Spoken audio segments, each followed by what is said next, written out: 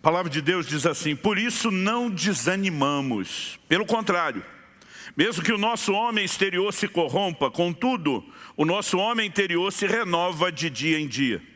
Porque a nossa leve e momentânea tribulação produz para nós eterno peso de glória, acima de toda comparação. Não atentando nós nas coisas que se veem, mas nas que se não veem. Porque as que se veem são temporais, e as que se não veem são eternas. Meu Deus, suplicamos graça e favor do alto, a liderança, a ação e aplicação do Teu Espírito. Oramos, ó Deus, que a Tua palavra estimule não apenas a razão, o intelecto, ainda que seja necessário luz e entendimento nessa área. Clamamos por mais do que isso. Clamamos por entendimento espiritual. Clamamos, ó Deus, que a Tua palavra desperte fé no coração de cada um de nós. Clamamos por uma manhã que não apenas nos instrua, mas que possa, de alguma forma, ó Deus, renovar, vivificar e despertar a medida de fé que o Senhor tem concedido a cada um. E desde já, nós queremos te agradecer tudo aquilo que o Senhor fará dentro de cada um de nós, em nome de Jesus. Amém. Amém. Bom, o apóstolo Paulo começa nesse versículo 16 fazendo uma afirmação para lá de ousada. Ele diz: por isso não desanimamos.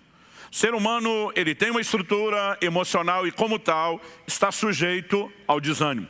A Bíblia fala, por exemplo, a respeito de Elias, que era homem semelhante a nós. Em outras palavras, farinha do mesmo saco. Gente que oscilava nas suas emoções, porque essa é a estrutura natural do ser humano. Isso não significa, no entanto, que eu e você precisamos viver só dessa forma. Um dia um irmão me perguntou: mas pastor, é possível alguém chegar ao ponto de se tornar indesanimável? Falei: é o que Paulo está dizendo, não desanimamos. Isso não é algo automático, isso não é fruto apenas de acordar uma certa manhã sentindo que você foi contemplado pelos céus, com um favor especial, mas é fruto do entendimento de princípios que regem o reino de Deus. É fruto de uma disposição e de uma escolha de andar nesses princípios que você compreende. Então, o apóstolo Paulo não só diz não desanimamos, como ele diz pelo contrário. O que é o contrário de desanimar? É permanecer animado, empolgado e encorajado. Por quê? Porque Paulo não tinha problemas, porque Paulo não tinha circunstâncias difíceis ou desanimadoras, não. Porque ele aprendeu a viver acima delas. Ele diz: mesmo que o nosso homem exterior se corrompa, contudo o nosso homem interior se renova de dia em dia. E diz: do lado de fora há uma deterioração. A gente pode começar a respeito de considerar o envelhecimento. Alguém diz que nós estamos morrendo aos poucos, a prestação. E diz: ainda que o homem exterior se corrompa, ou seja, que o quadro piore, e diz: o interior, contudo, se renova de dia em dia. Em outras palavras, ele está dizendo: eu não desanimo porque aprendi a não viver por aquilo que acontece do lado de fora, e sim pela realidade do lado de dentro. Então, eu quero enfatizar uma escolha. No verso 17 diz: porque nossa leve e momentânea tribulação produz para nós eterno peso de glória, acima de toda comparação. Quando ele trata a tribulação de leve, de momentânea, ele está dizendo que há uma glória que pesa muito mais. Ou seja, ele colocou os seus olhos numa outra direção, o que fica evidente no verso 18. Quando ele diz: não atentando nós nas coisas que se veem, mas nas que se não veem, porque as que se veem são temporais, as que se não veem são eternas.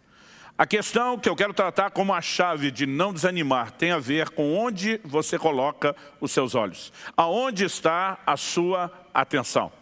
Essa palavra traduzida aqui, atentando, quando ele diz não atentando nós, do grego skopeu, ela significa não apenas olhar, mas ela tem o sentido de observar, de contemplar. É um olhar mais fixado. Uma das possíveis traduções é fixar os olhos. E foi assim que a NVI, a Nova Versão Internacional, traduziu esse texto. Assim fixamos os olhos, não naquilo que se vê, mas no que não se vê. Pois o que se vê é transitório, é passageiro, mas o que não se vê é eterno. Há uma verdade por trás da afirmação do apóstolo Paulo, e isso tem tudo a ver com a questão de fé. Aliás, nós começamos a ler no versículo 16, mas no versículo 13, um pouquinho antes, O escritor diz, tendo, porém, o mesmo espírito da fé. Como está escrito, eu criei, por isso é que falei. Também nós cremos, por isso também falamos. Nesse contexto de fé, eu e você precisamos aprender a natureza da operação da fé. Eu quero recapitular o que eu tenho falado aqui domingo após domingo, que a importância da fé não diz respeito apenas à conversão. É lógico que Efésios capítulo 2, verso 8 diz, pela graça sois salvos mediante a fé.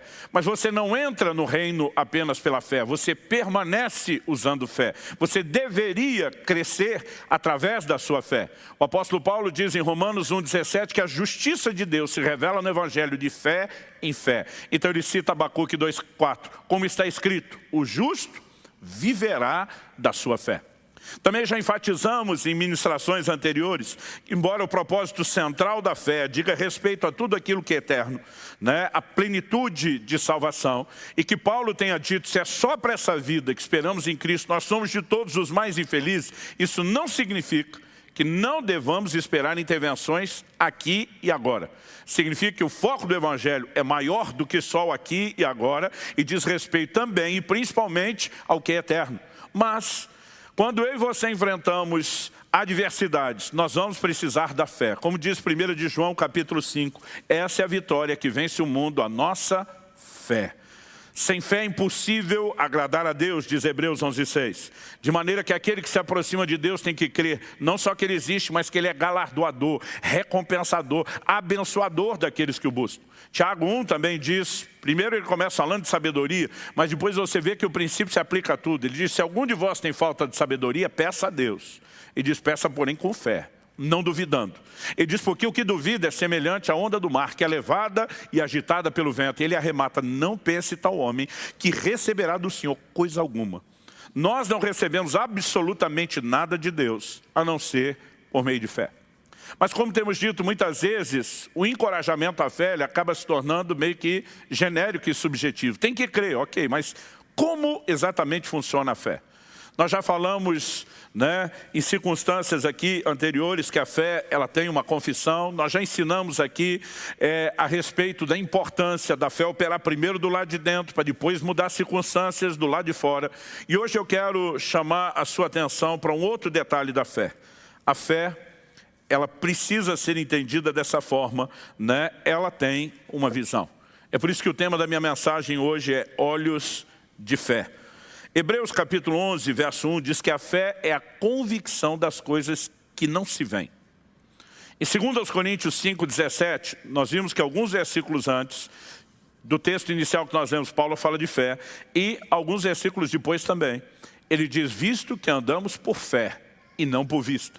Como a Bíblia diz que fé é a convicção do que não se vê, e que andar por fé não é andar pela vista, pela visão, muitas vezes presume-se que fé é cega.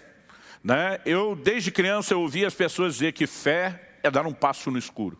E no início do meu ministério usei muito essa frase, sem ter pensado muito nela. Com o tempo eu precisei me retratar. Hoje, normalmente, eu digo que a fé não é um passo no escuro. A fé parece um passo no escuro para quem te vê dando passo de fé. Mas quem está dando o passo de fé sabe exatamente aonde está pisando, porque a fé se firma na palavra de Deus e no compromisso que Deus tem com a sua palavra. Quem está entendendo, diga amém. Então, se por um lado nós precisamos entender que fé é convicção do que não se vê com os olhos naturais, por outro lado, eu e você precisamos entender que o fato da fé não se basear no que se vê com os olhos naturais não significa que ao desprezar essa visão, ela não tem a sua própria visão. Paulo está dizendo, não atentando nós nas coisas que se veem, porque a fé não é a convicção do que se vê, não é a convicção baseada nos sentidos, na leitura das circunstâncias. Ele diz que nós temos que atentar, pôr o nosso foco, fixar os olhos, focar nossa atenção naquilo que não se vê. Se não se vê com os olhos naturais, como é que se vê? Com os olhos da fé. A fé tem a capacidade de enxergar aquilo que os olhos naturais não enxergam. A visão da fé transcende a visão dos olhos naturais. E isso é uma chave que eu e você precisamos entender. Quando Paulo fala de escolher onde vai prestar atenção, eu e você precisamos entender que a fé é uma escolha. Aonde eu e você vamos ajustar o nosso foco, determina aonde eu e você vamos acabar chegando. E quando ele fala sobre não atentar nas coisas que se veem, ele dá um argumento muito claro. Ele diz porque elas são transitórias, são temporais, são sujeitas ao tempo. Em outras palavras, as circunstâncias mudam. Então hoje você pode estar enfrentando uma adversidade financeira e amanhã você pode estar testemunhando como deu a volta por cima, virou a mesa e entrou numa provisão de Deus. Hoje você pode estar enfrentando um quadro de enfermidade, amanhã você pode estar testemunhando a sua cura. Hoje você pode estar diante de uma batalha, né, dentro do contexto familiar, e amanhã você pode estar testemunhando uma grande intervenção de Deus na sua família, porque as circunstâncias mudam. Mas o inverso também é verdadeiro. Hoje você pode estar bem financeiramente, e amanhã é que você vai estar enfrentando a crise. Hoje você pode estar bem de saúde e amanhã é que você vai enfrentar a luta contra a enfermidade.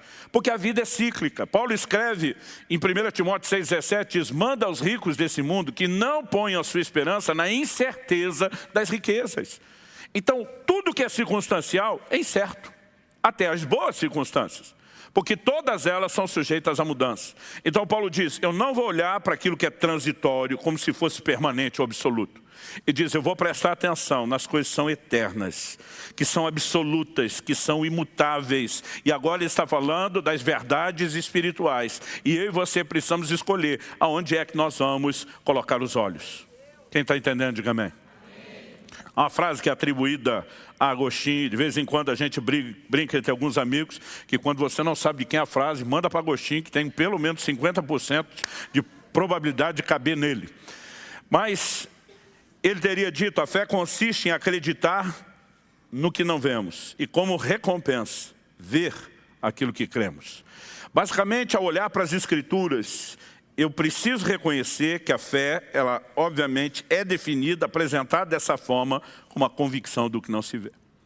Mas como contraponto, nós precisamos também ensinar outro aspecto, que a fé tem a própria visão.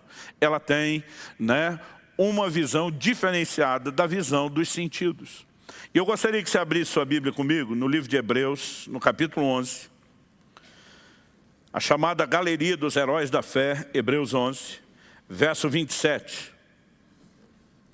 O texto, falando de Moisés, diz, pela fé ele abandonou o Egito, não ficando amedrontado com a cólera do rei, antes permaneceu firme como quem vê aquele que é invisível.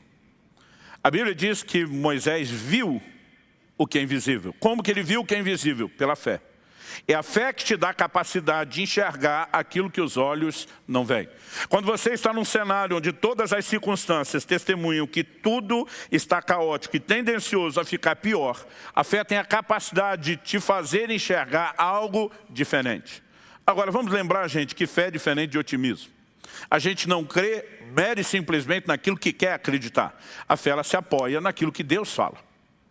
E eu já falei isso aqui antes, mas vou repetir. Essa é a razão pela qual todo crente tem que estar cheio da palavra de Deus. Eu e você temos que ler, meditar na palavra de Deus continuamente, porque a fé vem por ouvir a palavra de Deus. A fé se baseia na palavra de Deus.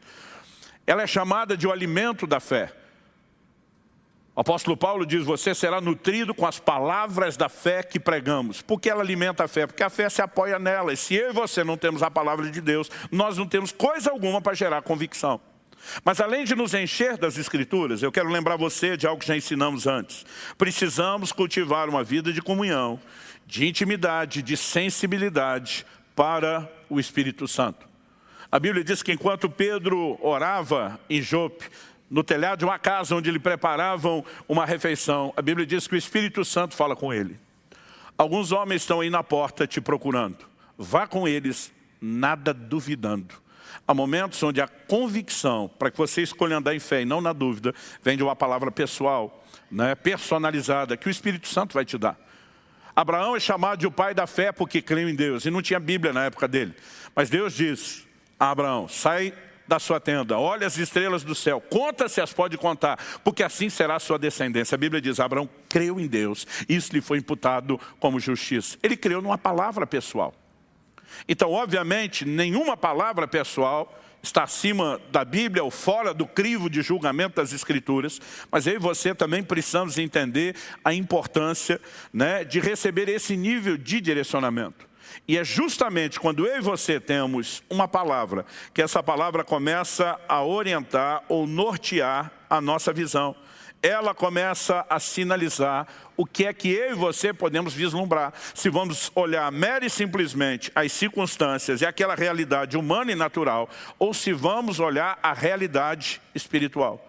Se essa não se enxerga, como é que os olhos da fé podem vislumbrá-lo? Normalmente podemos fazer isso baseados naquele que nos guia. Imagina uma pessoa desprovida de visão sendo guiada por outra. Normalmente ela só se permite guiar, né, por alguém que confie. A pessoa está dizendo, pode ir por aqui, pode ir para ali. Ela está usando a visão de outro. Eu gostei que a fé é algo parecido. Nós usamos a visão de outro. Não significa que eu e você vemos. Nós vislumbramos na confiança daquele que vê e que nos sinaliza o que está vendo. E é digno de confiança. Quem está entendendo? Então, há momentos onde eu e você, diante de circunstâncias, vamos ter que fazer algumas escolhas. A Bíblia diz no livro de Romanos, no capítulo 4, que nós devemos andar nas pegadas da fé de Abraão. O versículo 12 diz isso, fala daqueles que andam nas pisadas ou pegadas da fé que teve Abraão, nosso pai. Quando chega no verso 17, a Bíblia diz que Abraão creu no Deus que vivifica os mortos e chama à existência as coisas que não existem. O verso 18 diz que Abraão, esperando contra a esperança, creu para vir a ser pai de multidões, segundo lhe fora dito, assim será a tua descendência. De novo, segundo lhe fora dito, porque a fé se apoia na palavra de Deus.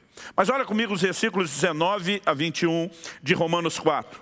A Bíblia diz assim, sem enfraquecer na fé, embora levasse em conta o seu próprio corpo amortecido, sendo já de 100 anos, e a idade avançada de Sara, não duvidou por incredulidade da promessa de Deus, mas pela fé se fortaleceu, dando glória a Deus. Verso 21, estando plenamente convicto de que ele era poderoso para cumprir o que prometera. Algo que eu e você precisamos entender. A Bíblia diz que Abraão considerou o seu corpo adormecido. Ele diz, já estou envelhecido. Não tenho condições humanas, fisiológicas, naturais de gerar um filho. Aliás, até antes de chegar a esse estado, sua mulher já estava na condição de esterilidade e nunca antes puderam gerar um filho. Mas nesse momento, ele precisa fazer uma escolha. Ele considera a realidade do seu corpo e diz, isso é verdadeiro. Porém, muito mais verdadeiro é a palavra que Deus está me dando. E ela tem o poder de mudar as realidades naturais.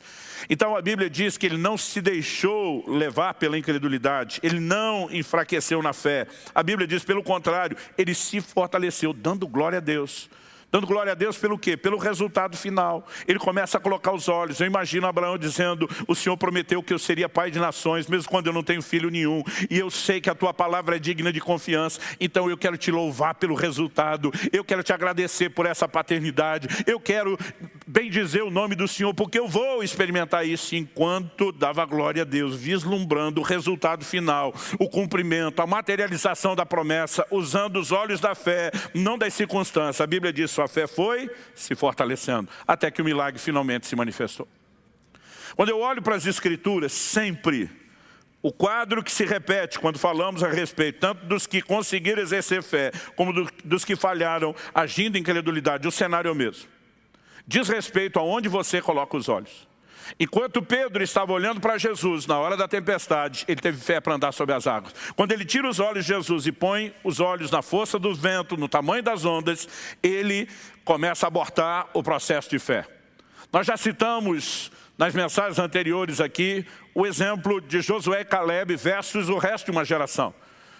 O resto de uma geração que Hebreus 3,19 diz, não puderam entrar na terra prometida por causa da incredulidade. Como a Bíblia define incredulidade? Deus tinha dito, vou dar a vocês a terra.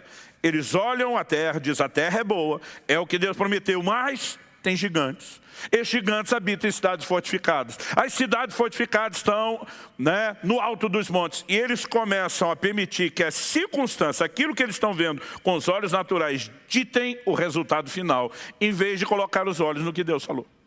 Os únicos dois que entraram, e se o resto da geração não entrou por incredulidade, presume-se obviamente que os únicos dois que entraram, que são Josué e Caleb, entraram por fé, o oposto à incredulidade, eles tiveram uma atitude diferente. Nós já vimos que Números 14 diz que ele se posiciona e diz: e daí que a terra tem gigantes? E daí que os caras são grandes? E daí que eles estão em cidades fortificadas? E daí que as cidades estão no alto dos montes? Eles começam a dizer: ausentou-se deles a sua segurança, o Senhor está conosco, nós não vamos temê-los, nós vamos devorá-los como pão. O posicionamento deles é: nós temos uma palavra de Deus. Quem está bem na fita é a gente, e não eles. Ou seja, eles estão enxergando através de uma outra lente. O que é que eles estão enxergando? Não mais as circunstâncias. A fé tem a capacidade de enxergar além das circunstâncias e ver a materialização da promessa. Então, olhos de fé, na verdade, nos permitem enxergar não mere simplesmente o que queremos, mas nos permite vislumbrar aquilo que Deus está sinalizando. Porque fé é convicção, e a convicção se apoia naquilo que Deus tem falado, naquilo que Deus tem declarado. Quem está entendendo, diga amém.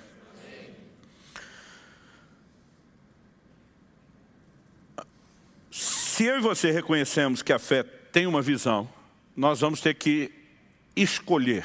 Quando Paulo diz: nós não atentamos no que se vê, e sim no que não se vê, ele está dizendo, é uma escolha. E é uma escolha que leva você a não desanimar. Você olha para Josué e Caleb, quando toda uma geração desanimou, esses dois não desanimaram. Porque o que desanima é a impossibilidade retratada nas circunstâncias.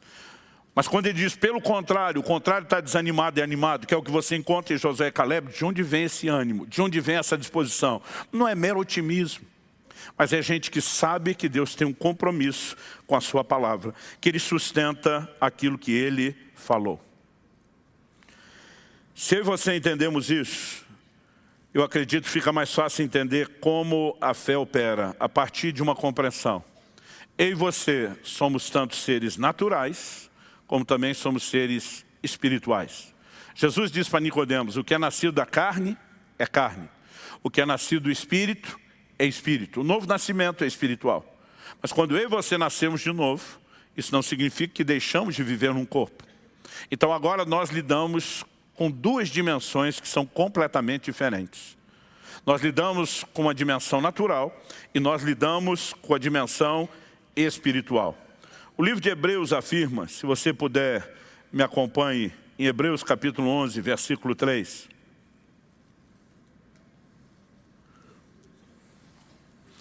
Eu vou ler na tradução brasileira, a Bíblia diz assim: pela fé entendemos que os mundos foram formados pela palavra de Deus, de modo que o visível não se tem feito das coisas que aparecem. A versão atualizada, ela declara o seguinte: de maneira que o visível veio a existir das coisas que não aparecem. Outras traduções, dizem: de modo que aquilo que se vê, como NVI, não foi feito do que é visível. Onde eu quero chegar? A Almeida atualizada, assim como a Nova Almeida, ela traduziu a expressão: entendemos que o universo foi formado pela palavra de Deus. A tradução brasileira que eu li antes diz que os mundos. Porque eu comecei por essa outra tradução que diz os mundos? Porque a palavra que foi traduzida como universo nessas versões não é cosmos, que normalmente no grego é a palavra usada para o universo.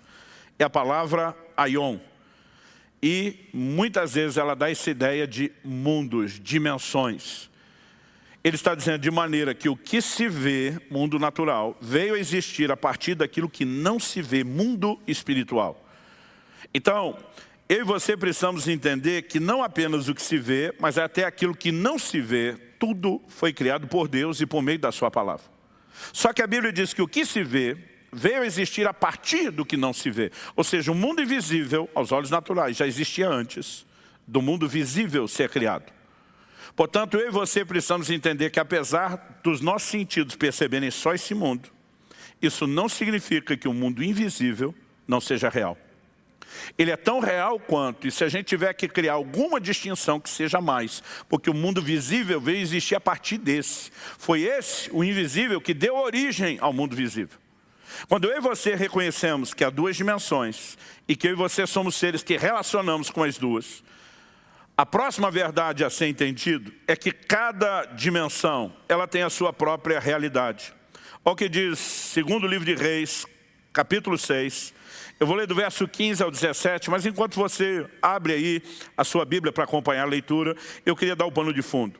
A Bíblia relata que o rei da Síria, que estava em guerra contra Israel, ele armou várias vezes emboscadas contra o rei de Israel e o seu exército. Mas a Bíblia diz que todas as vezes Eliseu ia advertir o rei de Israel: não passe por tal e tal lugar, porque o rei da Síria tem uma emboscada para você. O rei de Israel, além de evitar passar pelo lugar, mandava conferir e descobria que era verdade. Foram tantas emboscadas frustradas, a Bíblia diz que isso não aconteceu nenhuma nem duas, ou seja, várias vezes, que o rei da Síria reúne a sua cúpula militar para tentar descobrir quem é o delator, quem que estava vazando os planos. Os caras, morrendo de medo da acusação de traição, falam para o rei da Síria: não, meu senhor, é que lá em Israel tem um profeta que ele sabe as palavras que você fala no seu quarto de dormir. Ele é o cara que está estragando tudo. Aí o rei da Síria diz: o problema é um homem. Quem é o homem? É um tal de Eliseu. Ele diz: descubra onde está. A informação chega para o rei da Síria. Está numa cidadezinha chamada Dotã. A Bíblia diz que o rei da Síria mandou um exército inteiro, não para conquistar a cidade, mas para prender Eliseu, para eliminar a ameaça. É esse o contexto que vai ser descrito agora. Verso 15. Tendo se levantado muito cedo o moço do homem de Deus e saído, eis que tropas, cavalos e carros haviam cercado a cidade. Então o seu moço lhe disse: ai, meu senhor, o que faremos? Eu fico na minha cabeça imaginando o garoto, o discípulo do profeta, levantando cedo para pegar o pãozinho na padaria. E quando ele sai, está tudo diferente de como a cidade estava quando adormeceu. Agora a cidade está sitiada, um exército cercou a cidade. Eu não sei se a essa altura o moço já sabe que o alvo é Eliseu e quem está com ele. Ou se ele imagina que o problema é de todos. Mas ele fica desesperado por aquilo que ele está vendo, por uma realidade que é natural. E ele vem falar com Eliseu de um jeito muito parecido que muita gente nos procura quando vem pedir oração. Ah, e agora? O que é que nós vamos fazer? Olha o que diz o verso 16. Eliseu falando, ele respondeu: não temas, porque mais são os que estão conosco do que os que estão com eles. Não temas, lembra do que nós já falamos antes, que quase sempre na hora da fé, a Bíblia primeiro vai falar de você gerenciar as coisas do lado de dentro, antes de vivenciar resultados do lado de fora. Mas ele faz uma afirmação que na perspectiva humana, natural, não bate. Porque Eliseu diz: em maior número são os que estão conosco do que os que estão com eles. Eu imagino aquele garoto olhando para Eliseu, contando 1, 2, 2, 1, 1, 2, 2, 1, olhando e pensando: a matemática não fecha, não bate. Agora Eliseu vê que esse menino está preso no natural, e ninguém que anda em fé pode estar preso àquilo que é natural. A oração de Eliseu, verso 17, orou Eliseu e disse: Senhor, peço-te que lhe abras os olhos para que veja. A Bíblia diz: o Senhor abriu os olhos do moço, e ele viu que o monte estava cheio de cavalos e carros de fogo em redor de Eliseu. Meu amigo, ele vê o exército angelical e agora ele entende a declaração de Eliseu. Nós estamos em maior número, não por algo que se constate pela visão humana natural, mas pela percepção da realidade do mundo espiritual.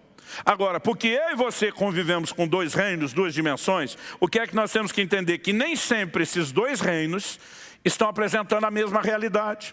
Às vezes a realidade do natural está dizendo: você está lascado. O negócio está feio, está caótico e vai piorar. Mas se você tem o entendimento do reino espiritual, você pode ter acesso a uma outra verdade. Isso não significa que o que está aqui não é verdadeiro, mas é verdadeiro numa dimensão. Isso que está do lado de cá no invisível também é verdadeiro em outra dimensão. Agora, qual a diferença entre essas duas verdades? Paulo diz: essas aqui são temporais, são sujeitas à mudança. Essas são eternas, são absolutas, são imutáveis. Ou seja, essa aqui nunca vai mudar do lado de cá, mas essa do lado de cá pode mudar a realidade visível. Então, isso é o que eu e você precisamos começar a entender sobre a fé. Ah, pastor, mas nem todos temos um Eliseu orando por nós para que Deus abra os nossos olhos. É verdade que nem todos temos um Eliseu, mas todos temos o mesmo Deus de Eliseu, que atende o mesmo tipo de oração para abrir o olho de quem não está enxergando. Sabe, muitas vezes não se trata de Deus fazer, se trata da gente enxergar o que já foi disponibilizado. A Bíblia diz a respeito de Agar, quando ela está desesperada no deserto, imaginando que ela e o filho vão morrer de sede, que ela clamou ao Senhor, a Bíblia diz: Deus abriu os olhos de Agar e ela viu uma fonte. A Bíblia não diz que Deus abriu a fonte, Deus abriu os olhos. Muitas vezes a provisão já está à minha e à sua frente, o que nós precisamos é enxergar. Porque quem atenta só naquilo que o olho natural está vendo, ele vai ser guiado por aquilo que ele está enxergando. Mas quem consegue enxergar o que o olho natural não vê, e aqui eu e você precisamos do quê? de relacionamento com a palavra, com a Escritura. Cada vez que eu e você nos deparamos com a promessa, nós temos o subsídio suficiente. É Deus dizendo, usa os meus olhos. É Deus dizendo, eu vou te dizer o que eu vi. Eu vou sinalizar qual é o seu futuro. Eu vou te dizer para onde a coisa vai. Eu vou te dizer o que é que eu vou fazer. E eu e você acreditamos no que Ele está enxergando e começamos a usar a visão dele e visualizar a mesma coisa. Se eu e você começamos a entender esse tipo de verdade que guia a fé, que a fé, ela na verdade vai nos levar a lidar com dois reinos, duas realidades. Então nós vamos entender, deixa eu tentar ilustrar isso, usando a linguagem mais contemporânea. Vamos apelar para os filmes de ficção científica. Tenta imaginar que a fé é uma espécie de portal entre os dois mundos, mundo natural e mundo espiritual. Então eu e você estamos diante de uma realidade. Isso aqui não é mentira. Eu às vezes vejo uns pregadores de fé empolgados e dizem, essa enfermidade no seu corpo é mentira. Minha vontade de dizer mentira porque não é o seu corpo que está doendo. Está doendo de verdade, não é mentira. É uma realidade, mas é uma realidade transitória que pode ser mudada. E do lado de cá nós temos um outro nível de realidade que diz respeito à cura, à intervenção de Deus e à saúde. Essas não vão ser alteradas por aquelas, mas aquelas podem ser alteradas por essa. O que é que eu e você precisamos entender? Que quando nós nos recusamos a apenas olhar o que está aqui e começamos a visualizar o que está do lado de lá, nós temos a possibilidade de passar pelo portal, entrar na realidade do mundo espiritual, pegar essa verdade do lado de cá, voltar com ela pelo portal e sobrepô-la sobre a realidade do mundo natural. A fé permite a mudança de realidade, onde a coisa é transitória, não onde é absoluta. Ou seja, de repente, aquele moço que até então só estava pensando, agora o negócio deu ruim e deu ruim para valer. Ele deve ter ficado, é muito valente. Eu não sei realmente como ele ficou, mas eu imagino como eu ficaria se eu tivesse tido aquela visão do exército angelical. Eu acho que eu ia até provocar o exército. Dá de livre, vem agora, vem agora. Porque quando você tem uma outra informação, meu amigo, a coisa é completamente diferente. Principalmente quando se trata de informação confiável. E a fé, ela precisa vislumbrar aquilo que Deus tem declarado. Em agosto de 2011, Kelly e eu fizemos uma viagem para a Índia. 2 domingos atrás, o Naya da Missão Adore estava aqui. E ele tinha nos convidado, né, para conhecer de perto o trabalho. Nós iríamos ministrar em várias das igrejas que eles tinham plantado e estabelecido. Kelly iria me acompanhar, não apenas pelo tempo e o tamanho da viagem. Ela também, né, havia se disposto a ajudar com a expertise dela na área de pedagogia, qualquer coisa que a escola lá precisasse. E a gente programou isso com o tempo. Mas à medida que foi chegando a data, eu lembro que eu comecei a vislumbrar a impossibilidade.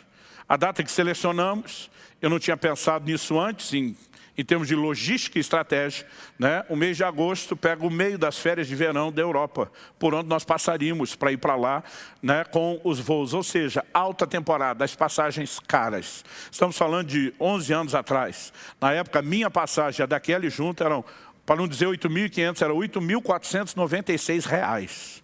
E eu lembro que a gente estava se aproximando algo entre 2 a 1 mês antes do evento. E o Naya me liga, e aí, você vem ou não vem? Eu falei, amigo, eu não sei se eu vou. Ele disse, por que não?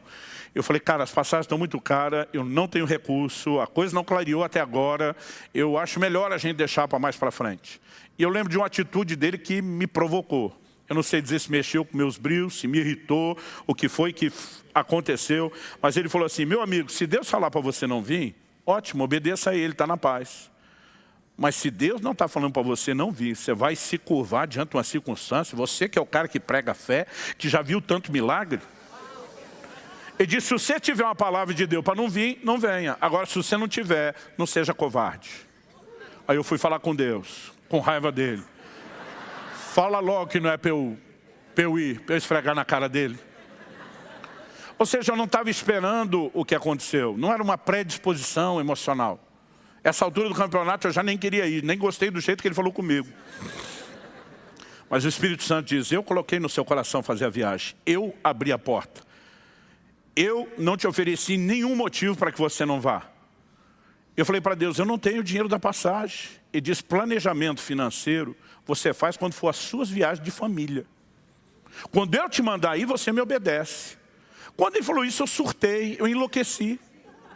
Eu, na hora, falei, valeu. Passei a mão no telefone, liguei para a agência que tinha feito os orçamentos. Falei, emite as passagens no cartão. Quer que parcela à vista? Manda para o vencimento. Falei, padre, agora o problema é seu. Eu falei, tem mais, eu não vou te ajudar. Eu falei, eu poderia ir num culto, abrir o projeto com a igreja, pedir ajuda. Eu sei que muitos irmãos nos ajudariam. Eu falei, agora eu não conto é para ninguém. Se eu puder, eu te dificulto e te atrapalho. Porque eu estava assim, enlouquecido por uma atitude de fé. Ainda lembro o dia que eu dei o telefonema. Uma sexta-feira 13. Eu estou tentando lembrar se era de junho ou julho. Era um pouco antes, a viagem seria em agosto.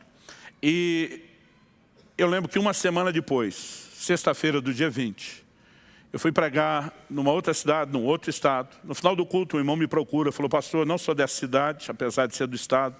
Eu vim algumas horas de distância, porque queria te ouvir pregar, te acompanho pela internet.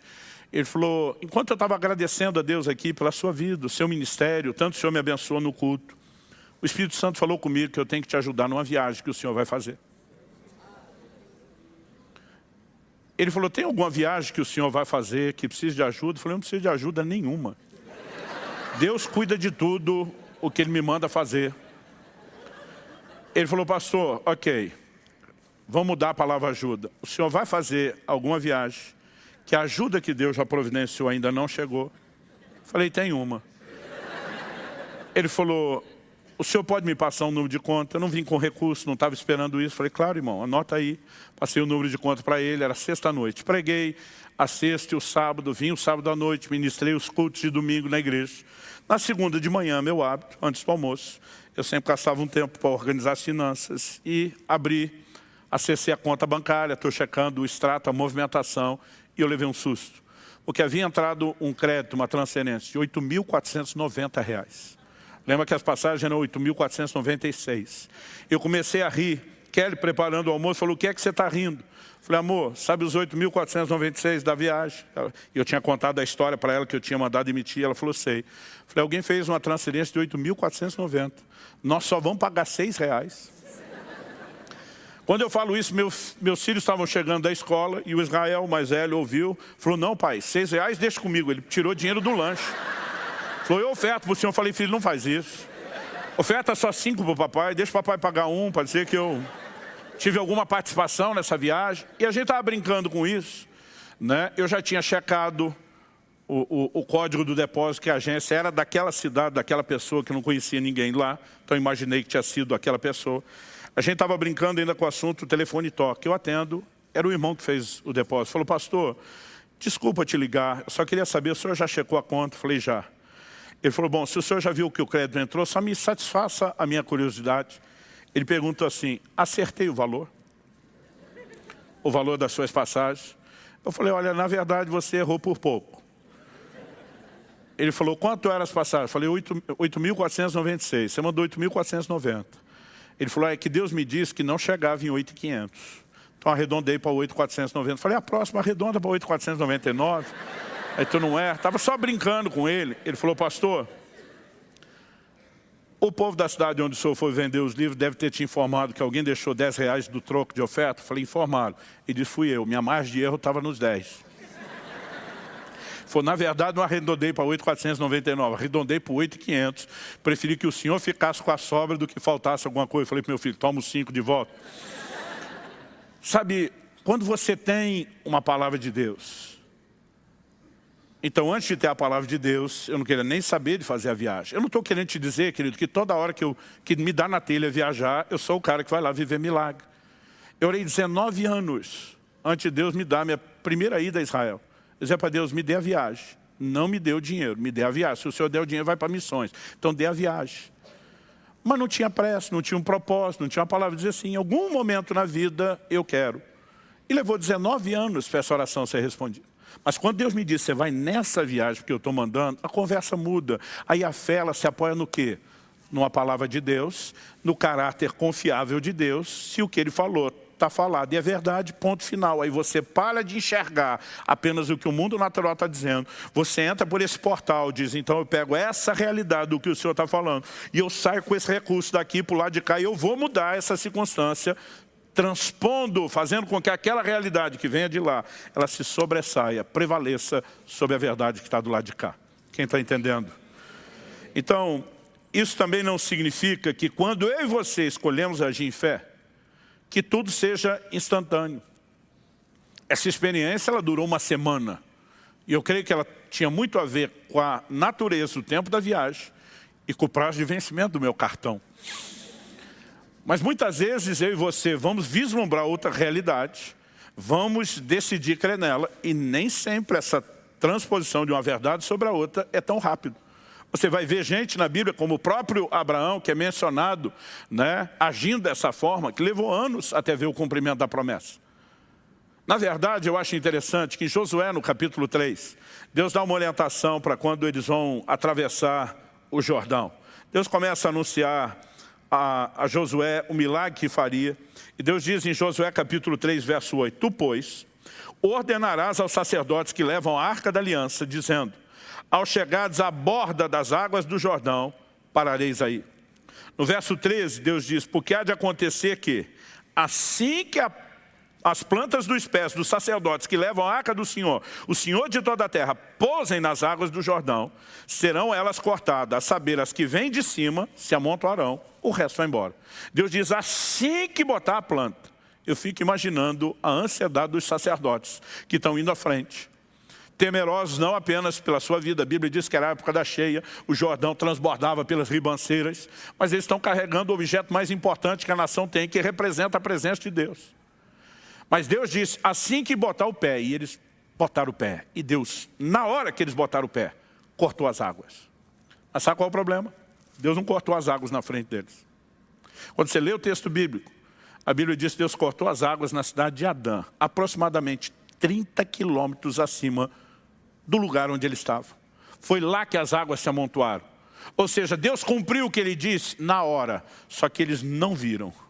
Eles botaram o pé. Deus disse que ia cortar, mas a água ainda está aqui correndo. Nós não vimos nenhuma divisão. Mas à medida que esperavam, a água foi baixando até que secasse. Muitas vezes, essa transição da verdade do lado de cá para se transpor para o lado de cá não será instantânea.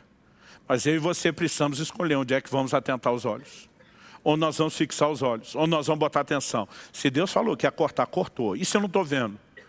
Não sou guiado por aquilo que vejo, visto que andamos por fé e não por vista. Se Ele falou, está falado.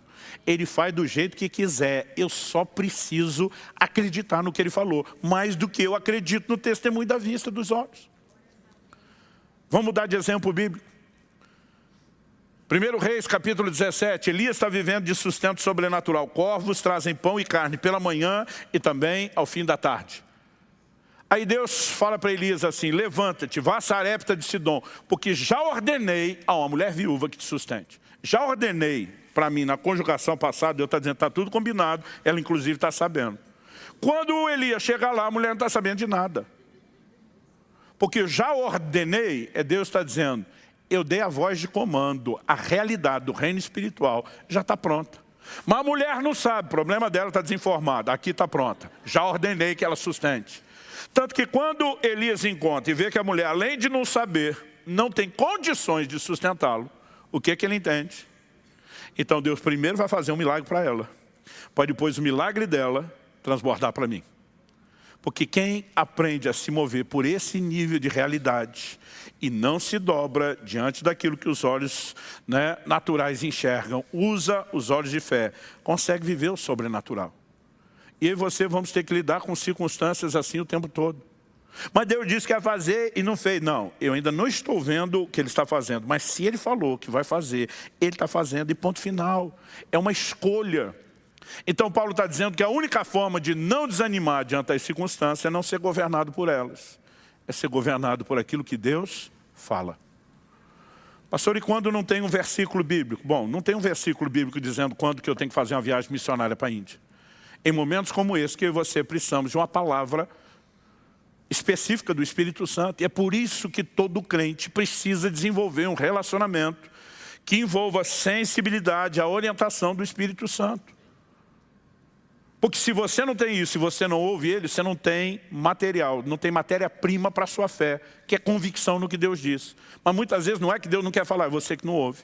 Ou tem promessas que ele já falou, está tudo na Escritura. Mas eu e você não gastamos tempo para conhecer, para acessar e para alimentar o nosso coração. Nós não vamos ter a convicção que poderíamos ter se fôssemos crentes que estão gastando tempo com a palavra de Deus. Então é lógico que tudo começa com ter um bom depósito da palavra, um relacionamento de sensibilidade a Deus. Mas, na hora que eu e você acessarmos a palavra, nós vamos ter que fazer uma escolha. Com qual realidade eu fico? Em qual delas eu vou andar? Muitas vezes, eu e você estamos deixando de viver intervenções e manifestações maiores da parte de Deus. Não é porque Deus não quer agir. Assim como a geração inteira ficou fora da terra prometida, não porque Deus não quisesse, ele prometeu, ele sinalizou, ele falou tudo o que queria, mas eles simplesmente não creram. Agora, repito, a gente não fica escolhendo, né, o tipo de coisa que vai acreditar só porque decidiu. Nós precisamos nos apoiar em algo que Deus fala. Quando ele fala, ele está dizendo, eu estou te revelando, eu estou abrindo os seus olhos, como aconteceu com o moço de Eliseu, para que você veja a outra realidade. E a partir do momento que ele mostra, aí sim dá para ter olhos de fé. Olhos de fé não imaginam as circunstâncias que a gente quer ver. Olhos de fé enxergam o que Deus já revelou que é verdadeiro. Quem está entendendo, diga amém. E obviamente nenhum de nós começa tendo as experiências mais extraordinárias. A Bíblia fala a respeito de uma fé que cresce. Paulo escreve aos Tessalonicenses, diz, a vossa fé cresce sob maneira. Jesus repreendeu a pequena fé de alguns, mas elogiou uma grande fé de outros. Então, nós estamos falando de níveis distintos de fé. A Bíblia diz que Deus repartiu uma medida de fé com cada um de nós. E eu e você temos que investir nessa fé para que ela cresça. Uma das formas é alimentar-se da palavra de Deus, que é o alimento da fé. A outra é exercitar a fé. Em Lucas 17, quando Jesus fala a respeito de perdoar, não 7 vezes, mas 70 vezes 7. Os apóstolos dizem para o Senhor, aumenta-nos a fé, porque o perdão é um ato de fé. E eles estão dizendo, nós não temos fé para esse nível de perdão que o Senhor está pedindo que a gente pratique. Então aumenta a fé. Alguém disse uma vez, ouvi um pregador dizendo, uma das formas de ver sua fé crescer é clamar para que ela cresça. Mas não é só clamar. Quando eles pediram, aumenta-nos a fé, Jesus respondeu, se tiverdes fé, como um grão de mostarda, e disserdes a este monte, ou essa moreira, né, transplanta-te para o mar, e não duvidar no coração. Normalmente, eu olho para algumas versões, eu acho que foi a NVI que traduziu isso de forma equivocada, ela diz, se tiverdes fé do tamanho de um grão de mostarda. A expressão do tamanho não se encontra nos originais. Jesus só falou, se tiverdes fé como grão de mostarda. Vocês vão poder dizer essa moreira, desarraiga-te, planta-te no mar e vai ser assim com vocês. Não faria sentido Jesus uma hora criticar a fé pequena de alguns, outra hora elogiar a fé grande, mas depois dizer que uma fezinha do tamanhozinho, de um grãozinho de mostarda resolve tudo. Ué, se a fezinha resolve tudo, por que criticar quem tem pouca fé? Jesus nunca falou do tamanho da fé, ele falou de fé como semente.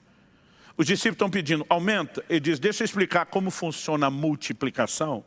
Você pega uma sementezinha, que é a menor de todas, e planta. E quando você plantar e usar o que tem, você vai colher mais do que tinha quando plantou. Ele está dizendo que o uso, o exercício da fé, faz com que a sua fé cresça e se desenvolva. Então eu e você precisamos exercitando a fé, dia após dia.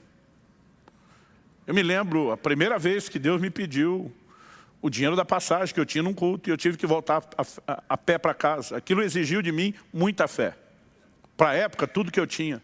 Mas à medida que o tempo passa e você vai exercitando, essa fé vai ganhando uma musculatura diferenciada.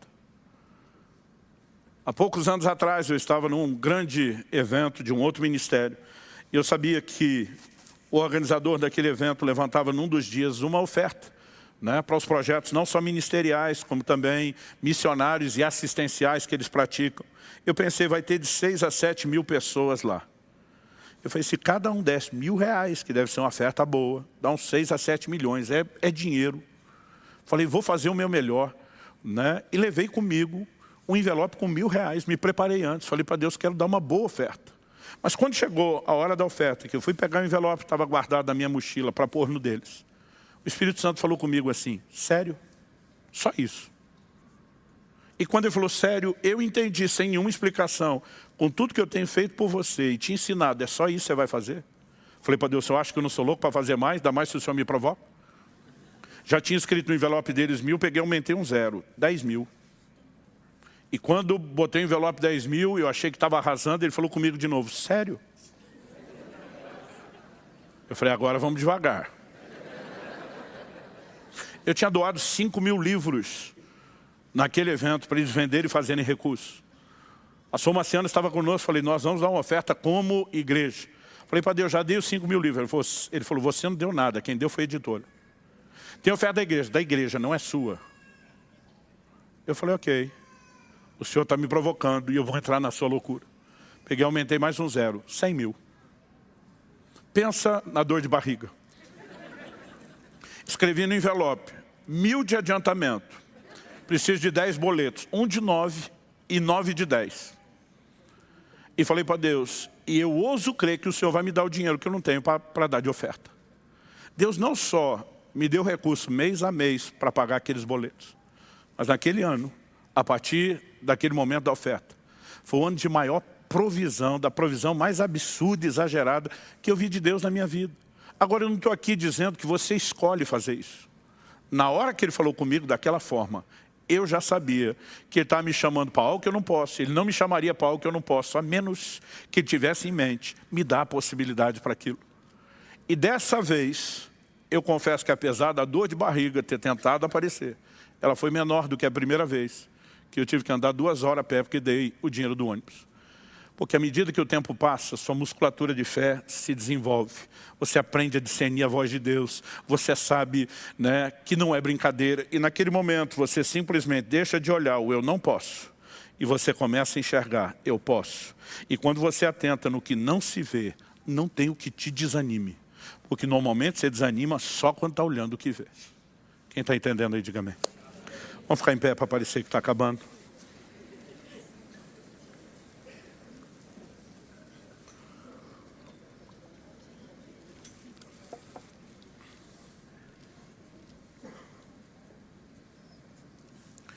Eu prometi que durante todo o mês de junho eu ia pregar só sobre fé.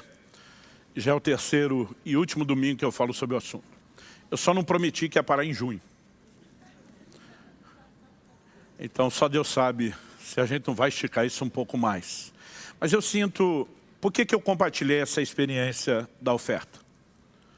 Naquele dia o Senhor falou ao meu coração e disse, muitas vezes você tem exercido fé apenas para a sua provisão pessoal. Deus me disse, durante todos esses anos, operando milagres de provisão na sua vida pessoal, o meu interesse não é suprir só você, é treinar a sua fé, para que você com a sua fé coopere comigo para o avanço do meu reino. O Senhor me disse, se você não consegue crer na hora de ofertar no outro ministério, por que é que você ora para que as pessoas creem para ofertar no seu?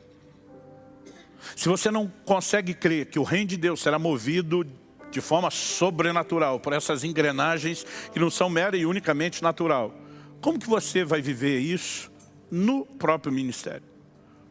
E eu comecei a perceber a partir de então que Deus não queria apenas que eu exercesse fé para que eu pudesse ter recursos. A razão pela qual Deus quer abençoar eu e você é para que a gente nunca pense só na gente. A Bíblia diz, aquele que antes roubava, antes da conversão, agora trabalhe, fazendo com as mãos o que é justo, para que tenha para si e para repartir com o necessitado. Deus quer dar mais do que eu e você precisamos, para que a gente sempre possa cooperar com Ele para os interesses dEle. E à medida que a minha fé começou a se fortalecer, entendendo esse chamado, eu comecei a experimentar recursos e provisão sobrenatural. E quando eu acho que já deu a cota de loucura, eu sinto que Ele vai me chamando para o próximo, e para o próximo, e para o próximo passo.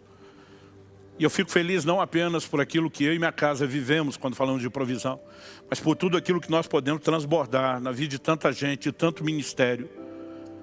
Mas é um exercício. Não adianta você ir um dia na academia e querer sair marombado. É um exercício. Isso vai requerer tempo, vai requerer paciência, continuidade, disciplina, mas os músculos da fé vão começar a se fortalecer. E eu e você não apenas vamos poder viver os livramentos, as provisões, as intervenções, mas isso será parte de uma escola, para que a gente, movido por fé, coopere com Deus para estabelecer o reino dele nessa terra. O justo vive da fé. Toda a nossa relação com Deus depende de fé, mas o ministério, o avanço da igreja, tudo também depende da nossa fé. E se eu e você somos estimulados e aprendemos a usar a fé, nós vamos fazer muita diferença. Fale com Deus aí no seu lugar. Eu não sei o que você tem passado ou tem vivido, mas se por um lado há uma escolha que eu e você temos que fazer de onde colocar os olhos, por outro lado, há um despertamento que vem de Deus. A Bíblia chama o Espírito Santo de o Espírito da fé. Peça ao Espírito Santo que possa te guiar dia após dia, que você possa ter sensibilidade para ouvir a voz e a liderança dEle. Se você ainda não tem experimentado isso, que você de fato possa ser conduzido por Ele, matriculado nessa escola do Espírito, para entender a forma dEle falar, nos guiar, nos dirigir. Peça a Deus que um novo interesse pela palavra, uma nova paixão possa ser despertada. Que tudo aquilo que tem distraído você possa perder o efeito ou o controle sobre a sua vida e que você possa ter um coração que se volte cada vez mais para a palavra. Ore por aquilo que Deus colocar no seu coração, mas muito mais do que orar apenas pela mudança de uma circunstância. Ore nesse momento para que Deus mude você. Que você tenha a capacidade de corresponder com a instrução bíblica e fazer as escolhas corretas para operar na fé da forma correta. Meu Deus, sua palavra foi anunciada. E sabemos que não é algo meramente natural, que apenas é recebido numa mente igualmente racional. Pai, nós oramos, ilumina os olhos do entendimento, traz compreensão espiritual, traz despertamento e estímulo à fé que só o Senhor e mais ninguém pode produzir. Nós clamamos em nome de Jesus. Estende a tua mão. Fortalece meus irmãos e irmãs. Que a tua palavra cumpra o propósito pelo qual ela tem sido liberada. Não apenas aqui e agora, mas a partir de agora. Nós oramos em nome de Jesus. Se você crê e concorda, diga amém. Se você recebe essa palavra, diga mais uma vez, eu recebo em nome de Jesus. Aleluia. Bom, vamos passar para a ministração da palavra. Na semana passada, eu compartilhei uma mensagem intitulada Por que choras? Uma pergunta que o próprio Senhor Jesus, depois de ressuscitado, faz a Maria Madalena. Né? E a partir disso desenvolvemos uma ideia que o raciocínio de Jesus é dizer, olha, o motivo pelo qual você, Maria, está chorando, né? Não é algo que você precisa continuar chorando. Em outras palavras, ele está dizendo, sua perspectiva está incompleta. Né? Você não enxergou o quadro todo, você não viu a realidade espiritual. E nós começamos dessa pergunta, por que choras, abordando que há momentos onde estamos chorando por algo que não é necessário. No entanto, nós vimos que o choro não é só parte da vida humana, né? Não é apenas uma reação fisiológica e também emocional, não é só uma válvula de escape nessa dimensão natural, mas mesmo no plano espiritual. Chegará o dia, diz a palavra de Deus lá em Apocalipse 7, onde o Senhor vai enxugar dos nossos olhos toda lágrima. Por enquanto Ele ainda não enxugou, por enquanto nós ainda choramos. Jesus, né, enquanto homem, chorou, e chorou numa situação que, se você analisar de forma fria, nem precisava chorar, porque Ele sabia que iria ressuscitar seu amigo Lázaro. Mas, como eu ouvi naquela fase de adolescência uma vez um pregador dizer, parece que ele se reservou ao direito de dar uma boa chorada.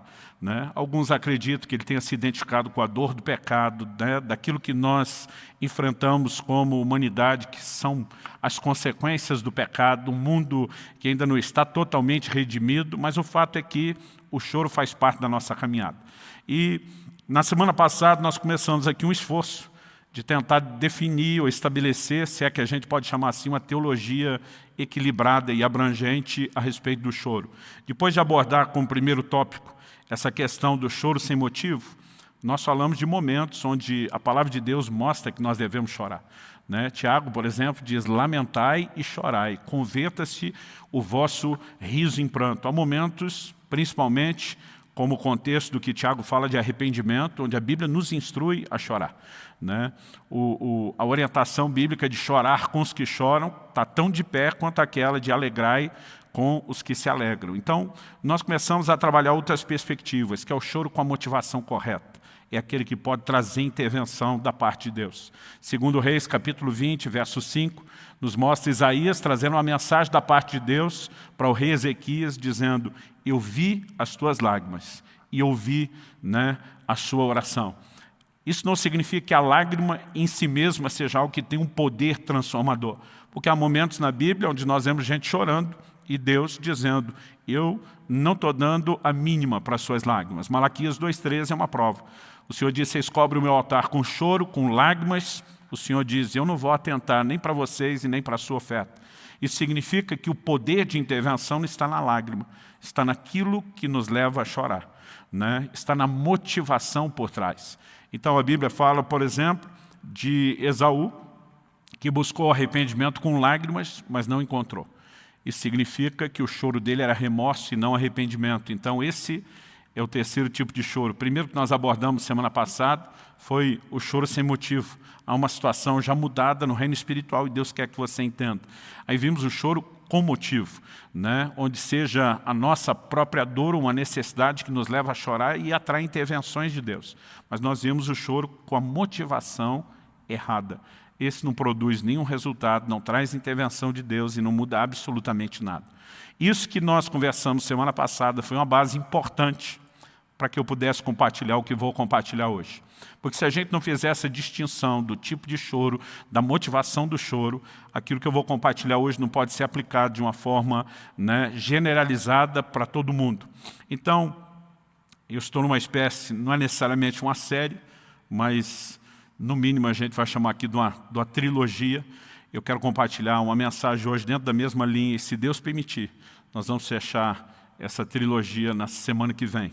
Abra a sua Bíblia, por favor, no livro de Salmos, no capítulo 56. Nós vamos inicialmente ler o versículo 8, mas eu quero que você deixe esse salmo aberto, porque daqui a pouquinho nós vamos percorrer ele todo, os versículos anteriores e posteriores a esse versículo 8, que o versículo 8 vai definir o nosso trilho, onde nós vamos trabalhar aqui a nossa reflexão, mas o restante do salmo vai nos ajudar a entender o contexto depois. Então vamos lá, Salmo 56, 8. Diz assim: contaste os meus passos quando sofri perseguições. Recolhe as minhas lágrimas no teu odre. Não estão elas inscritas no teu livro? Deixe sua Bíblia aberta, por favor. Pai Santo, nós declaramos a nossa confiança e dependência no Senhor, na ação do Teu Espírito, na manifestação da Tua graça. E o nosso posicionamento em fé diante de Ti é para clamar mais do que entendimento, mais do que encorajamento ou correção. É para clamar, ó Deus, que a Tua palavra penetre em níveis profundos no nosso íntimo. Não apenas com a revelação, mas com a aplicação do Teu Espírito. E que o propósito pelo qual ela tem sido liberada se cumpra. Que aquela atuação, ó Deus, sobrenatural, que só o Teu Espírito, o Espírito da verdade, pode produzir em nós, que ela aconteça nesse momento, enquanto a Tua palavra é comunicada. Nós oramos em nome de Jesus e temos certeza que o Senhor nos ouve e por isso nós também Te damos graças, Te damos louvor pela certeza do Teu agir. Oramos em nome de Jesus. Amém.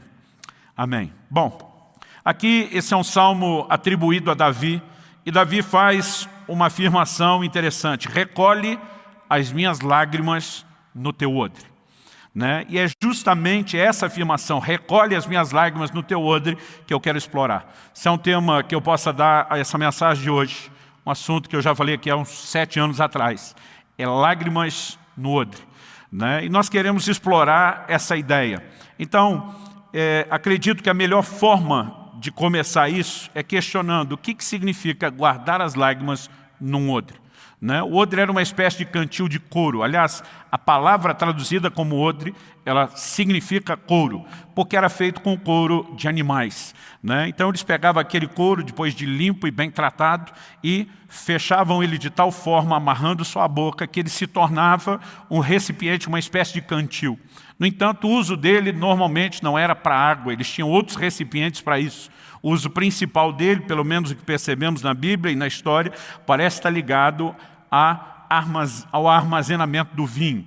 Bom, quando ele está dizendo que Deus tem um odre e recolhe as nossas lágrimas, levanta-se a pergunta, Deus tem um odre literal, onde nossas lágrimas também de forma literais são recolhidas. Particularmente, eu acredito que há uma linguagem simbólica. Aliás, a maioria dos comentaristas bíblicos em todas as fontes que eu tenho procurado parecem estar de acordo nisso, que nós estamos diante de um simbolismo.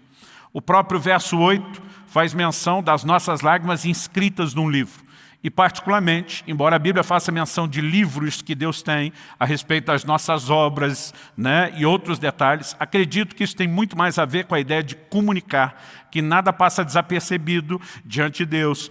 Porque no início do verso 8 ele diz, contaste os meus passos. Eu particularmente não acho que Deus tem um contador de passos, como hoje em dia nós temos. Minha esposa, ela todo dia fica de olho no contador de passos dela para ver se deu a cota, né? Se ela andou o mínimo que precisa por dia. Eu não creio que Deus está preocupado em manter esse registro. No entanto, Davi, que está em peregrinações repetidas, fugindo de Saul, esse salmo, provavelmente você tem acesso a essa informação aí na sua Bíblia, no cabeçalho do Salmo 56, há uma menção específica, né, de quando Davi escreveu esse salmo, em qual contexto. E a afirmação que você vai encontrar aí, provavelmente essa aqui. Ao mestre de canto, segundo a melodia, a pomba nos terebintos distantes. Hino de Davi, quando os filisteus o prenderam em Gate. Né? Então, a maior possibilidade de aplicação que todos os comentaristas fazem, já que não há uma descrição específica em momento nenhum da Bíblia de Davi preso entre os filisteus, pelo menos nas guerras, até porque ele sempre se saiu vencedor nelas, acredita-se que esse seja aquele momento, quando fugindo de Saul, né? A palavra de Deus diz lá em 1 Samuel 21, de 13 a 15, ele procura Aques, rei dos filisteus, e ele vai buscar acolhida lá. Mas as pessoas percebem que é Davi, um homem temido, considerado inimigo de todos eles. Davi se faz de louco, né? Com medo do que possa acontecer. Então há uma suposição apenas de que talvez mesmo naquela condição Davi não tenha sido executado por ter sido dado como louco, mas talvez tenha sido mantido preso, né, refém. Isso tudo seria especulação. Talvez Davi escreveu isso num episódio que nós não temos a descrição na Bíblia, que não cobre exaustivamente todos os passos de Davi. No entanto, o contexto parece ser exatamente o de perseguição dos inimigos e ele vem se movimentando, né? Foge para um lado, foge para o outro. Então essa expressão contaste os meus passos fala de um Deus que está acompanhando toda a dificuldade dele nos seus mínimos detalhes. Da mesma forma, como não parece existir um contador de passos literal, talvez não haja literalmente um livro onde as lágrimas estão registradas. Talvez se o salmo fosse composto hoje, né, uma terminologia mais atual nossa seria dizer que está tudo filmado, né, porque essa é a nossa realidade para falar de um registro, né, o que talvez daqui a um tempo com a tecnologia alguém vai dizer e diz, nossa, eles eram daquela época onde só se filmava. Esse era o registro único, né? Talvez a coisa esteja tão evoluída no futuro, em patamares que a gente sequer consiga imaginar. Mas seria a descrição que nós usaríamos para dizer que essas questões não estão esquecidas. Elas estão registradas, elas estão vivas para a memória de Deus, por assim dizer.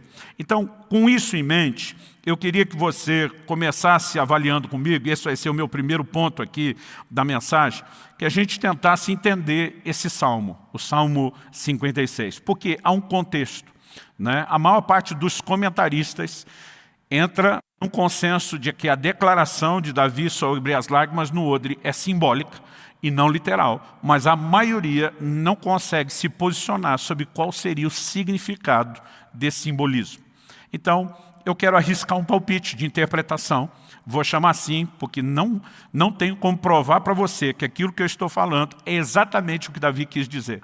No entanto, eu fico à vontade de falar o que eu vou falar, porque essa interpretação não apenas se encaixa no contexto do Salmo, mas ela está alinhada com o ensino de toda a Bíblia a respeito do assunto, né? Então, se não era exatamente isso que Davi pensou, de qualquer forma, eu e você podemos entender que não há nada, absolutamente nada desalinhado com a palavra de Deus, quando a gente entende essa perspectiva, né? Eu não enxerguei e nem descobri isso sozinho, né? Eu gosto, quando vou compartilhar alguma coisa que recebi de Deus através de outras pessoas, eu gosto de dar crédito. Para essa aqui é até difícil dar crédito.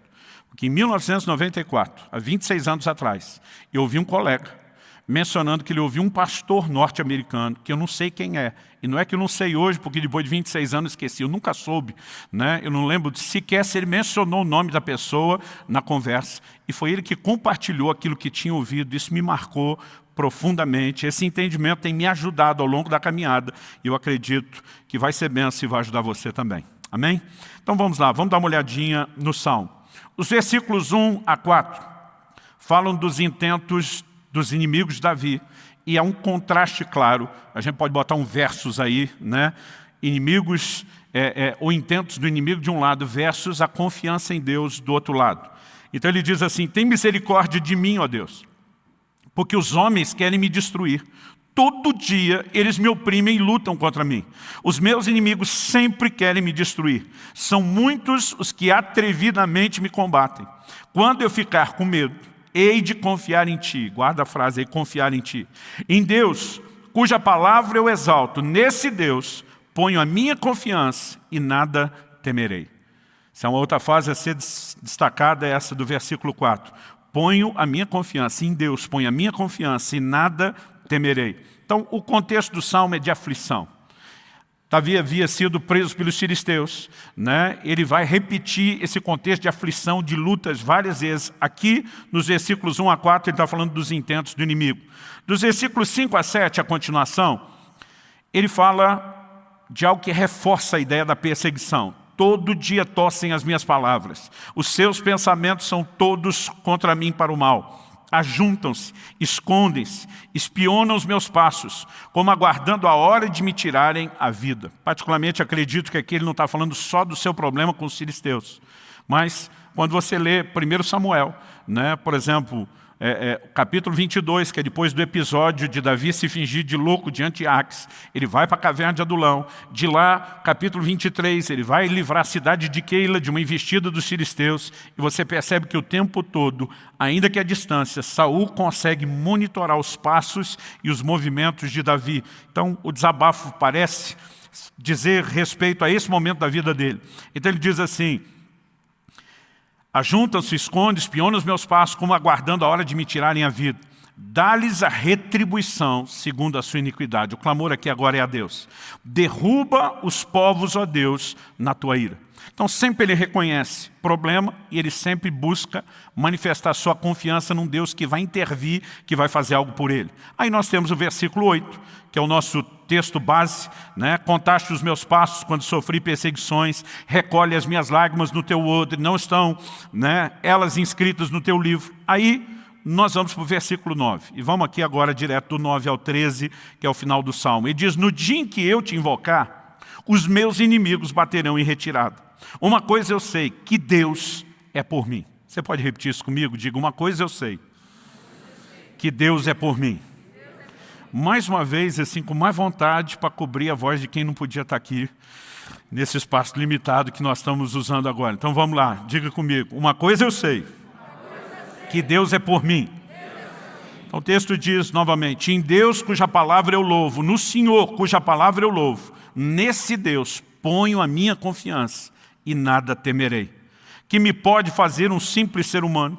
Então ele afirma: os votos que fiz, eu os manterei, ó Deus. Trarei as ofertas de ações de graça. Aqui ele não apenas está dizendo: eu vou continuar sendo fiel ao Senhor, mas ele está dizendo: eu tenho certeza que eu vou virar essa página, eu tenho certeza que eu vou dar a volta por cima, e eu sei como essa história termina comigo fazendo festa na tua presença, celebrando e exaltando ao Senhor por aquilo que o Senhor fará na minha vida. Então ele diz: pois da morte livraste a minha alma, sim, livraste da queda dos meus pés, para que eu ande na presença de Deus, na luz da vida. Bom, o Salmo fala da realidade das nossas dores, mas também fala da confiança que nós devemos ter em Deus, né? Um Deus que se importa conosco, a despeito de circunstâncias difíceis que nós vamos enfrentar. Começamos semana passada falando, né, que é inevitável lidar com circunstâncias difíceis. O próprio Jesus disse: no mundo tereis aflições. No entanto, aquilo que eu e você enfrentamos de doloroso, de pesado, de difícil, não precisa definir de forma permanente o nosso ânimo.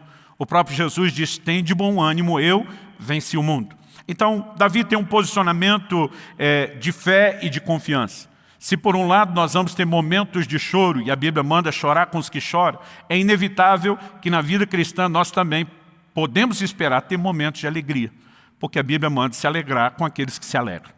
Então, nós não podemos imaginar uma vida cristã que nega e anula o choro ou as lágrimas, mas nós também não podemos tentar inventar um padrão de cristianismo onde a gente se imagine apenas viver chorando ou debaixo de dores o tempo todo. Então, há algo por trás da confiança expressa por Davi que eu e você precisamos entender. Aliás, no livro de Eclesiastes, lá no capítulo 3, no versículo 4, depois de dizer que há tempo para todas as coisas, a Bíblia diz assim: tempo de chorar e tempo de rir, tempo de prantear e tempo de saltar de alegria. Dependendo do que eu e você passamos. Não há um tempo pré-definido para todo mundo, onde as coisas sigam necessariamente um padrão organizado. Mas nós vamos ter momentos onde a alegria vai nos levar a celebrar em festa e haverá momentos de dor, de choro e de pranto. Agora, o que Davi está dizendo não é de forma alguma anulando os momentos de aflição, mas mostrando que mesmo diante deles ou apesar deles, eu e você podemos viver intervenções da parte de Deus. E é com essa mentalidade que eu queria aqui, em segundo lugar, com o meu segundo tópico, tentar pensar junto com você e entender o que significa põe as minhas lágrimas no teu odre. Então, repito o que eu falei antes, não imagino Deus com um odre literal e nem recolhendo nossas lágrimas de forma literal. Mas como eu e você podemos olhar para isso e talvez conseguir entender a mensagem? Acredito que a gente tem que contextualizar um pouco. Me lembro de um dia em que meus filhos me perguntaram: pai, por que vocês usam a expressão caiu a ficha? Eu falei, não, quando a gente entende alguma coisa, eles disseram, não, a mensagem a gente não entendeu de onde surgiu a frase. O que entender alguma coisa tem a ver com alguma ficha que cai. Eu falei, bom, para começo de conversa, eles não conheceram nem a ficha. E aí eu tive que explicar para eles de uma época que não existia telefone celular. De uma época em que telefone fixo custava o valor de um carro e a maioria de nós não podia ter telefone fixo em casa. E a gente precisava usar o telefone público, que ficou conhecido no Brasil como orelhão. Falei, a gente comprava crédito, só que o crédito vinha na forma de fichas. E a gente tinha que colocar lá naquele aparelho. E quando você discava e completava a ligação, caía a ficha. Então, se caiu a ficha, completou a ligação. É a hora que o crédito estava sendo cobrado, coletado. Enquanto você liga e alguém não atende, a ficha não cai, porque a ligação não foi completada. E eu precisei dar toda uma volta para explicar melhor o que eles já entendiam. Muitas vezes, nós estamos lendo um tempo que remonta a períodos bem anteriores da ficha e tentando entender o que eles falam sem contextualizar. Então, vamos tentar entender o que significa esse odre de Deus onde ele recolhe as lágrimas. Alguns comentaristas imaginam e especulam, alguns, não são muitos, isso como a possibilidade de ser uma alusão ao costume antigo, em especial há registro disso entre gregos e romanos, o terceiro e quarto império mundial, de que eles costumavam recolher as lágrimas em pequenas urnas e depositá-las nos túmulos, especialmente de entes queridos como oferendas aos deuses. Eu, particularmente, junto com vários outros comentaristas, discordo dessa possibilidade de interpretação. Primeiro, porque fazer uma menção do registro de que isso acontecia nos impérios grego e romanos, nós estamos falando de muito tempo depois de Davi. E mesmo que o que eles fizessem fosse uma prática antiga, não há garantia nenhuma, nem de que isso remontasse à época de Davi, e muito menos que os judeus que tinham um ensino tão claro contra a idolatria, contra qualquer relacionamento com os mortos, fosse tentar imitar uma prática dos pagãos. Ainda que houvesse uma possibilidade de que houvesse algum nível de influência, provavelmente a Bíblia trataria disso como um erro e não como um exemplo a ser imitado, um paralelo a ser estabelecido em relação ao que Deus faz. Então, aprendi desde bem cedo uma frase que define muito a maneira como a gente estuda a Bíblia. O que a Bíblia não diz com clareza, não podemos afirmar com certeza. Às vezes há registros históricos, geográficos, arqueológicos que nos dão mais precisão. Aqui a maioria está no terreno da especulação. Então não vou dizer que o que eu vou apresentar para você agora é doutrina, mas acredito que seja uma maneira de entendermos o que Davi está falando, em linha com o contexto do Salmo, em linha com o resto da teologia bíblica sobre a questão das lágrimas. Então vamos lá. Quando Davi fala do odre, ele está pegando uma figura comum, que como eu disse, era o tipo de recipiente usado principalmente para guardar o vinho. Né? Por que eles guardavam o vinho num odre? Porque ele passava por um processo de fermentação. Essa fermentação, né, era um período de dias, normalmente inferior a uma semana, a primeira fase. Né? Há uma primeira fase de fermentação, quando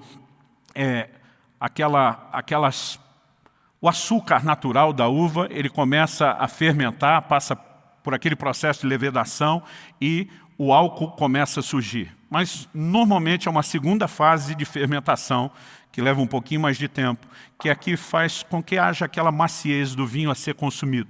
Bom, quando começava a fermentação, era ideal que o vinho não só tivesse protegido, mas protegido numa bolsa forte o suficiente para suportar aquela pressão. Então eles usavam o odre lacrado, né, muito mais no contexto do vinho do que talvez de qualquer outro tipo, né, de líquidos. A Bíblia vai mostrar a gente usando vários tipos de recipiente, por exemplo, para água, mas o vinho normalmente aparece no contexto do odre. Então, o que era o vinho? E aqui eu vou tomar emprestado esse exemplo dado na mensagem do americano, que eu não sei quem é, né, citado para mim por um amigo há 26 anos atrás. O paralelo que ele tenta estabelecer, tentando não apenas se aculturar, mas se manter dentro da visão do Salmo e do restante da Bíblia, é o seguinte: já que o odre era um cantil de couro, normalmente usado para armazenar não só quaisquer líquidos, em Marcos 2:22, Jesus relaciona o odre com o vinho e o vinho com o odre, ele começa a trabalhar o seguinte questionamento: o que é o vinho? O vinho é o líquido resultante do esmagar das uvas. As uvas normalmente eram levadas para o lagar, pisadas, né? E desse esmagar, dessa prensa, é que saía o líquido do vinho. No Velho Testamento, talvez você vai encontrar na versão da Bíblia que você usa as expressões mosto, além de vinho. Mosto é o suco da uva, ainda não fermentado. Vinho, no Velho Testamento, é o suco já fermentado, com teor alcoólico, ainda que natural. O Novo Testamento, que foi escrito no grego, não tem palavras específicas para distinguir. E é por isso que você vai ver Jesus falar então de vinho novo e vinho velho. Vinho novo é o não fermentado, o velho é o fermentado. Então qual era o processo? Leva para o lagar, pisa, se tira o suco da uva ou o mosto, guarda-se no odre, e dentro do odre, esse líquido que era o fruto do esmagar das uvas passava por um processo de fermentação ou transformação de suco em vinho. Então ele estabelece um paralelo, esse pregador, dizendo que da mesma forma como o vinho é o fruto do esmagar das uvas, né, é o líquido que é o fruto do esmagar das uvas, as lágrimas podem ser vistas, especial no contexto dos Salmos, como fruto do esmagar das aflições.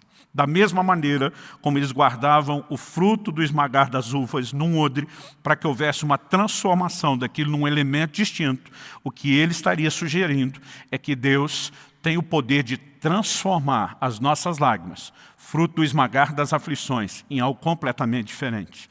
E aqui que eu quero entrar com uma mensagem que é indiscutivelmente bíblica. Né? Recorrentemente, a palavra de Deus fala sobre um Deus que transforma a tristeza em alegria. Então, a forma como eu olho para a declaração de Davi dessas lágrimas no odre diz respeito a um Deus, né, que tem o poder de transformar as nossas lágrimas em algo mais. No entanto, nem sempre esse processo vai ser instantâneo. Né? Na verdade, é processo e não é instantâneo. São raras as citações, né, de alguém que mal começou a chorar e veio uma intervenção muito rápida ou instantânea de Deus. Muitas vezes nós vamos passar pelo processo da dor, das aflições, do choro, mas isso não precisa roubar a minha e a sua esperança. Eu e você podemos estar num lugar em Deus, onde nós temos a certeza de que haverá intervenção e de que haverá mudança. Quem está entendendo, diga amém. Agora, vou repetir mais uma vez. Apesar de não poder comprovar que a intenção de Davi era dizer e comunicar exatamente isso, nós entendemos que essa figura se alinha com declarações da Bíblia. Então, sem tentar ser exaustivo, sem tentar me estender demais, eu queria te dar alguns exemplos bíblicos. O primeiro deles, Jeremias 31, versículo 13. Eu vou começar no 13, mas os dois versículos anteriores, o 11 e o 12, né, mostram uma mensagem de Deus falando de redenção e livramento da parte do Senhor em prol do seu povo. E aí no verso 13 a mensagem é assim: então a virgem se alegrará na dança, juntamente com os jovens e os velhos. Transformarei o seu pranto em júbilo e os consolarei. Eu lhes darei alegria em vez de tristeza. Se você pega só a segunda frase, eu vou dar alegria em vez de tristeza, parece ser só uma troca. Mas a primeira afirmação é: eu vou transformar o seu pranto em júbilo. Isso não é uma declaração única, isolada aqui na palavra de Deus, que a gente olha e diz, bom, só essa e nenhuma outra.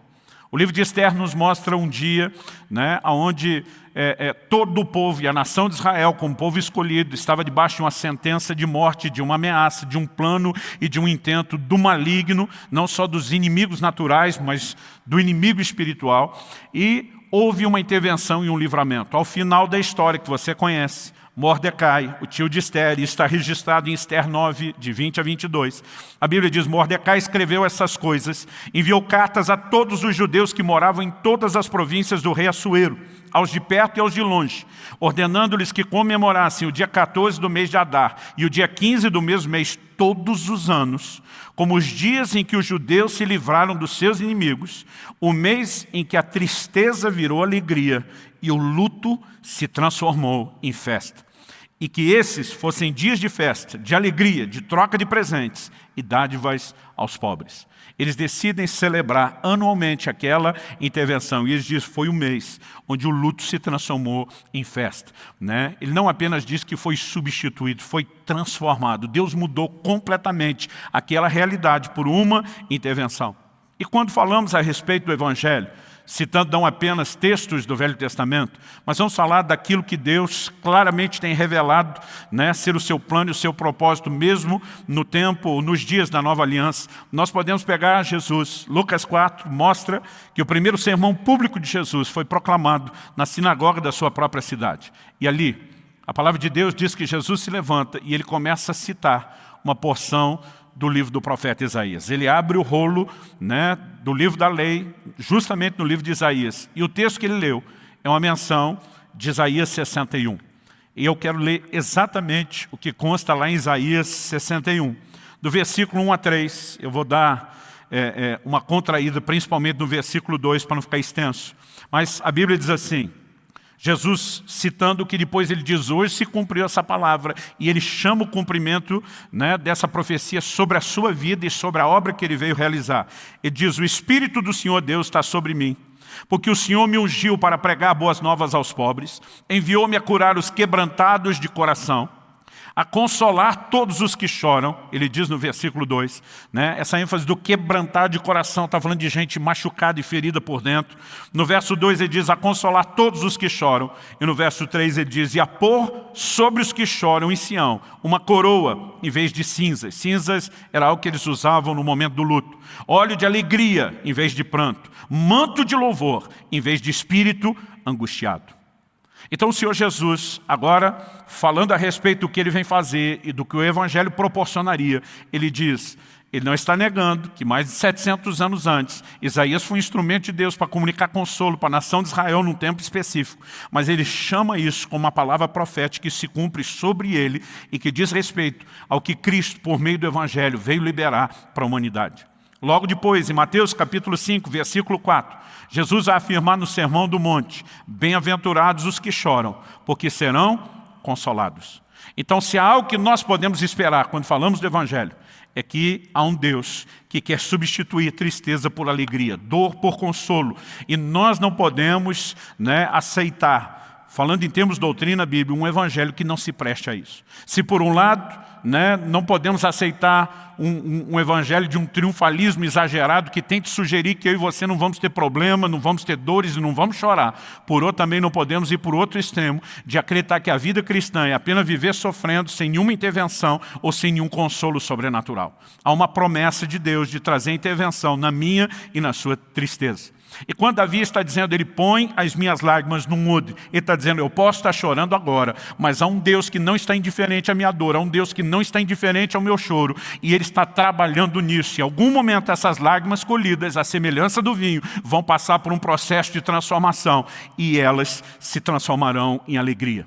Então a questão não é se vamos ou não vamos ter problema, é qual a perspectiva que Deus quer que eu e você tenhamos para enfrentar os problemas. Por que é que Jesus, ao dizer, no mundo tereis aflições, Ele também diz, mas tenha bom ânimo.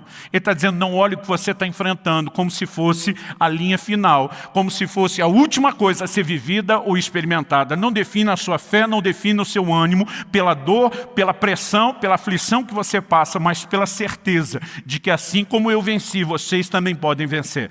Aliás, o mesmo apóstolo João, que registrou a declaração de Jesus, eu venci o mundo, é que vai dizer lá na sua primeira epístola, capítulo 5, e todo aquele que é nascido de Deus vence o mundo. E essa é a vitória que vence o mundo, a nossa fé.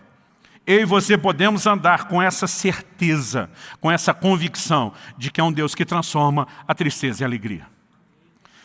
Na semana passada, enquanto a gente tentava entender a teologia do choro, a gente explorou alguns aspectos importantes. Eu não quero ficar repetindo isso. Eu quero tentar trazer algumas coisas que a gente não pôde falar semana passada, mas em algum momento eu vou resgatar algo importante do que falamos na semana passada. Algo que eu tenho entendido é que todo crente precisa entender que é possível esperar alegria, mesmo depois do choro. A palavra de Deus diz no Salmo 126, versículos 5 e 6, os que com lágrimas semeiam, com júbilo ceifarão. A Bíblia também diz, quem sai andando e chorando enquanto semeia, voltará com júbilo, trazendo os seus feixes, trazendo a sua colheita. É possível esperar alegria, mesmo depois do choro. Por favor, diga amém. E interessante que muitas vezes quando a gente olha o contexto das declarações que foram feitas pelos salmistas, elas foram feitas em momentos de muita dor e dificuldade. Aliás, se você olhar os primeiros versículos do Salmo 126, que nós acabamos de ler, ele diz, quando o Senhor restaurou a sorte de Sião, ficamos como quem sonha. Então a nossa boca se encheu de riso, a nossa língua de júbilo. Ele está falando de uma alegria que é fruto da restauração operada por Deus. Verso 2 ainda diz, então entre as nações se diziam, grandes coisas o Senhor tem feito por eles. De fato, grandes coisas o Senhor fez por nós. Por isso estamos alegres. Ele não está falando de uma alegria que está lá desde o início e que nunca houve situação difícil. Ele está dizendo, Deus mudou a nossa sorte. Já houve motivo onde a gente não estava com a boca cheia de riso, sim, mas Deus mudou a nossa sorte. E Ele é um Deus que muda, Ele é um Deus que traz intervenção. É nesse momento que Ele diz, restaura a nossa sorte como as torrentes do Negueb. Eu nunca tinha entendido essa declaração das torrentes do Negueb, até ver um vídeo. As torrentes do Negueb estão no deserto, né?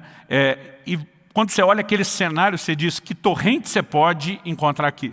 Mas normalmente quando chove e de uma hora para outra aquelas águas começam a descer do monte, de repente o deserto inunda. Nesses vídeos que você pode encontrar na internet, você vai ver casos de torrentes tão fortes que elas arrastam pessoas e às vezes carros. Quando elas começam, as pessoas sabem que precisam sair do caminho, né? Basicamente o exemplo que ele está usando é de uma hora para outra, quando ninguém vê possibilidade de ter um rio correndo, Deus vai fazer surgir água no deserto, Ele vai mudar completamente o cenário, Ele vai mudar completamente a situação. Então, ao olhar para a palavra de Deus, quando eu e você enxergamos essas verdades, o nosso coração precisa ser inspirado, precisa ser desafiado. Pastor, haverá choro? Sim, mas eu e você precisamos entender que o choro tem tempo de duração. No Salmo 30, verso 5, a Bíblia diz, porque a sua ira dura só um momento, mas o seu favor dura a vida inteira. Então depois ele diz, o choro pode durar uma noite, mas a alegria vem pela manhã. Quando eu falo de duração, eu não estou dizendo que o choro nunca vira para o dia seguinte. A Bíblia fala de gente chorando e chorando por vários dias, em alguns casos por muito tempo. A afirmação do choro durar uma noite, não está falando de uma noite de forma literal. Durante muito tempo eu me questionei o que exatamente significa isso. E eu me lembro, logo no primeiro feriado de carnaval, né? Começamos a igreja em 95, então o primeiro feriado de carnaval que a igreja tentou fazer algo foi em 96. Nós recebemos o pastor Marcelo Jamal no retiro, a igreja era ainda um grupo bem pequeno, na verdade até juntamos algumas das nossas igrejas para aquele retiro, e eu me lembro ainda até hoje do pastor Marcelo Jamal falando desse texto, né? E dizendo, quando a Bíblia fala do choro durar uma noite, não está dizendo que você tem um prazo apenas de algumas horas para que ele desapareça. Está dizendo que o choro normalmente prevalece durante a noite, ou seja, na falta de luz. Mas que ao amanhecer, quando a luz chega, ela tem o poder de dissipar o choro. E quando nós entendemos o que é a chegada da luz, isso vai fazer todo sentido. E nós vamos entender que Deus não está falando, né, a respeito de você nunca chorar 2 noites seguidas. Na verdade, a expressão luz na Bíblia, ela aparece sempre, já desde o Velho Testamento e muito mais no Novo Testamento, no contexto de revelação, de compreensão. Então o que eu e você precisamos entender é que, a despeito do que eu e você possamos estar passando, ao momento onde a gente está talvez no meio daquelas aflições e a gente não consegue enxergar Deus, a ação de Deus, as promessas de Deus, a possibilidade de um milagre, enquanto é escuro, nós estamos chorando. Mas quando a luz entra, quando a revelação penetra. Semana passada eu dei um exemplo que eu quero citar aqui novamente. Davi, quando chega em Ziclag, 1 Samuel 30, ele tenta sair com os reis dos filisteus, com quem ele tenta se associar enquanto foge de Saul. Eles vão sair à guerra contra Saul e diz, quero ficar do lado de vocês. Os outros reis, né, olham e dizem, não. Em algum momento você pode virar de lado para tentar recuperar o favor com Saul. Nós não queremos Davi e os seus homens. E o restante dos reis, apesar de um dos reis dos filisteus ter sido favorável à participação de Davi na guerra, o restante diz, manda essa turma embora. Então Davi e os seus homens voltam para Ziclag, onde tinham estabelecido acampamento. E quando chegam lá, eles encontram a cidade destruída, queimada a fogo, né? Mulheres e crianças haviam sido levados embora. Tudo estava destruído. A Bíblia diz que Davi e os seus homens choraram até não ter mais força para chorar. Não pararam de chorar porque houve consolo. Pararam de chorar porque não conseguiam continuar chorando. Só que a situação já estava triste, terrível, tenebrosa. E de repente os homens começam a falar em apedrejar Davi. Porque a culpa sempre é do líder. Não importa se todo mundo está junto, se moveu junto, tomou decisão junto, deu ruim, a culpa é do líder. E eles começam a falar, nós vamos apedrejar Davi. E aí Davi vê que o cenário pode ficar ainda pior. A Bíblia diz, então Davi se fortaleceu no Senhor seu Deus. É um momento que Davi corre para Deus, vai orar, vai buscar o Senhor. E ele ousa fazer algumas perguntas. E na verdade faz para Deus 2 perguntas, nós falamos semana passada. E Deus dá 3 respostas. Quais foram as 2 perguntas? Ele diz, Senhor, devo persegui-los? Deus diz, vai que é tua, Davi. Persegue. A segunda pergunta dele, eu vou alcançá-los? Eles estavam dias à frente de Davi, eles não tinham meios de locomoção depressa, né? Exigia muito esforço físico, tirar a diferença. E precisavam chegar inteiros para a batalha física. O Senhor diz, você vai alcançá-los. E a pergunta que Davi não fez, acredito, imagino, penso eu, que por falta de coragem, Deus respondeu. O Senhor disse, e você vai recuperar e trazer todo mundo de volta. Né? Talvez a terceira pergunta não foi feita porque havia aquele temor. Tá aí daí, eu encontro a turma e só vou me vingar ou vou recuperar o que nós perdemos? Deus disse, você vai recuperar tudo. Quando a luz entrou, no momento em que Davi se posiciona em oração e começa a buscar o Senhor, e Deus está dizendo para ele, você não precisa aceitar essa circunstância como está, eu vou interferir, eu vou fazer algo. É nesse momento que a noite começa a se dissipar, a luz da revelação começa a inspirar fé, e Davi corre para abraçar o milagre, a intervenção de Deus para ele. Eu acredito que o choro, ele não precisa necessariamente, né, ser na minha e na sua vida aquele tipo de comportamento que é quase como uma admissão de fracasso. Muitas vezes é a admissão da nossa limitação, da nossa impotência, da nossa incapacidade. A Bíblia diz que Ana chorava diante de Deus pelo filho que ela não podia ter. E Deus interviu. Falamos semana passada de Ezequias, para quem Deus diz, eu vi as tuas lágrimas, eu vou te curar, você vai subir ao templo no 3º dia. Então, nós precisamos entender que o choro não precisa ser necessariamente uma conformação com a derrota. Na maioria das vezes, ele é uma admissão da nossa limitação, da nossa incapacidade. Ele é uma válvula de escape, tanto emocional como espiritual, não só física, fisiológica, mas as lágrimas podem provocar mudanças. Por favor, diga amém. O choro, se tiver a motivação correta, né, que nos leva a depender de Deus, a buscar o Senhor, ele vai produzir mudança. Só que na semana passada, a gente mencionou 2 tipos de mudança que o choro pode produzir. Uma delas é a mudança nas circunstâncias. O que eu acabei de mencionar, da palavra que Deus envia Isaías para dar para Ezequias. Ele já tinha dado um decreto de morte, já tinha saído do palácio. E o Senhor diz para ele, volta e diz, Ezequias, príncipe do meu povo, assim diz o Senhor, o Deus de Davi teu pai, ouvi a tua oração, vi as tuas lágrimas, eis que eu te curarei, ao 3º dia subirás à casa do Senhor. Muitas vezes as nossas lágrimas vão provocar mudança nas circunstâncias. Davi recuperou todos os familiares e bens perdidos. Ana teve o filho que desejava. Agora, a pergunta a ser feita é, toda vez que a gente chora, Deus vai mudar as circunstâncias? Porque a ideia de um Deus que transforma a tristeza em alegria não pode ser interpretada só dessa forma. Porque nem sempre as circunstâncias vão ser mudadas. Muitas vezes você vai encontrar na própria Bíblia, e na nossa história isso se repete, o choro que vem em função do luto, da perda de alguém. Pastor, Deus pode ressuscitar? Pode. E de vez em quando vai acontecer, mas não vai acontecer com todo mundo que morre. Mesmo Lázaro da Bíblia, mesmo aquele filho da viúva de Naim, voltaram a morrer depois e foram chorados novamente o dia quando isso aconteceu. Então isso não significa que cada vez que a gente chora, Deus vai mudar a circunstância para que então a gente possa se alegrar. Essa é uma das coisas que acontece, mas não é a única. Há momentos onde, em vez de Deus mudar as circunstâncias, Ele vai nos mudar. E isso é algo que eu e você precisamos entender. Hebreus, capítulo 5, dos versículos 7 a 9, nos dá um exemplo a respeito de Jesus. Estamos falando do Cristo, do homem, né? Porque não quero que você olhe para Ele como Deus nesse momento.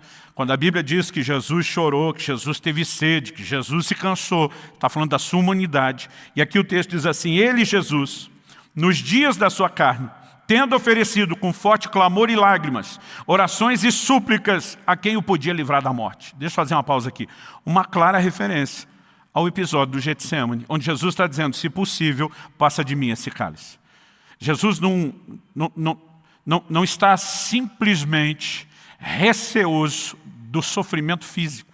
Ele sabe que vai carregar um peso espiritual enorme. Na sua humanidade, ele está dizendo, se tiver um plano B, se der para viver o resultado final, sem que necessariamente tenha que ser esse processo, eu queria evitar esse processo, senão que seja feita a sua vontade. Então a Bíblia diz que ele ofereceu com forte clamor e lágrimas, orações e súplicas a quem o podia livrar da morte. E o texto continua e diz, e tendo sido ouvido por causa da sua piedade, não é que ele foi ignorado, ele foi ouvido. Mas a Bíblia diz, embora sendo filho, aprendeu a obediência pelas coisas que sofreu. E tendo sido aperfeiçoado no sofrimento, tornou-se o autor de salvação eterna para todos os que lhe obedecem. A Bíblia diz que Jesus apresenta um forte clamor com lágrimas, está chorando. Foi ouvido? Foi. Deus mudou a circunstância? Não.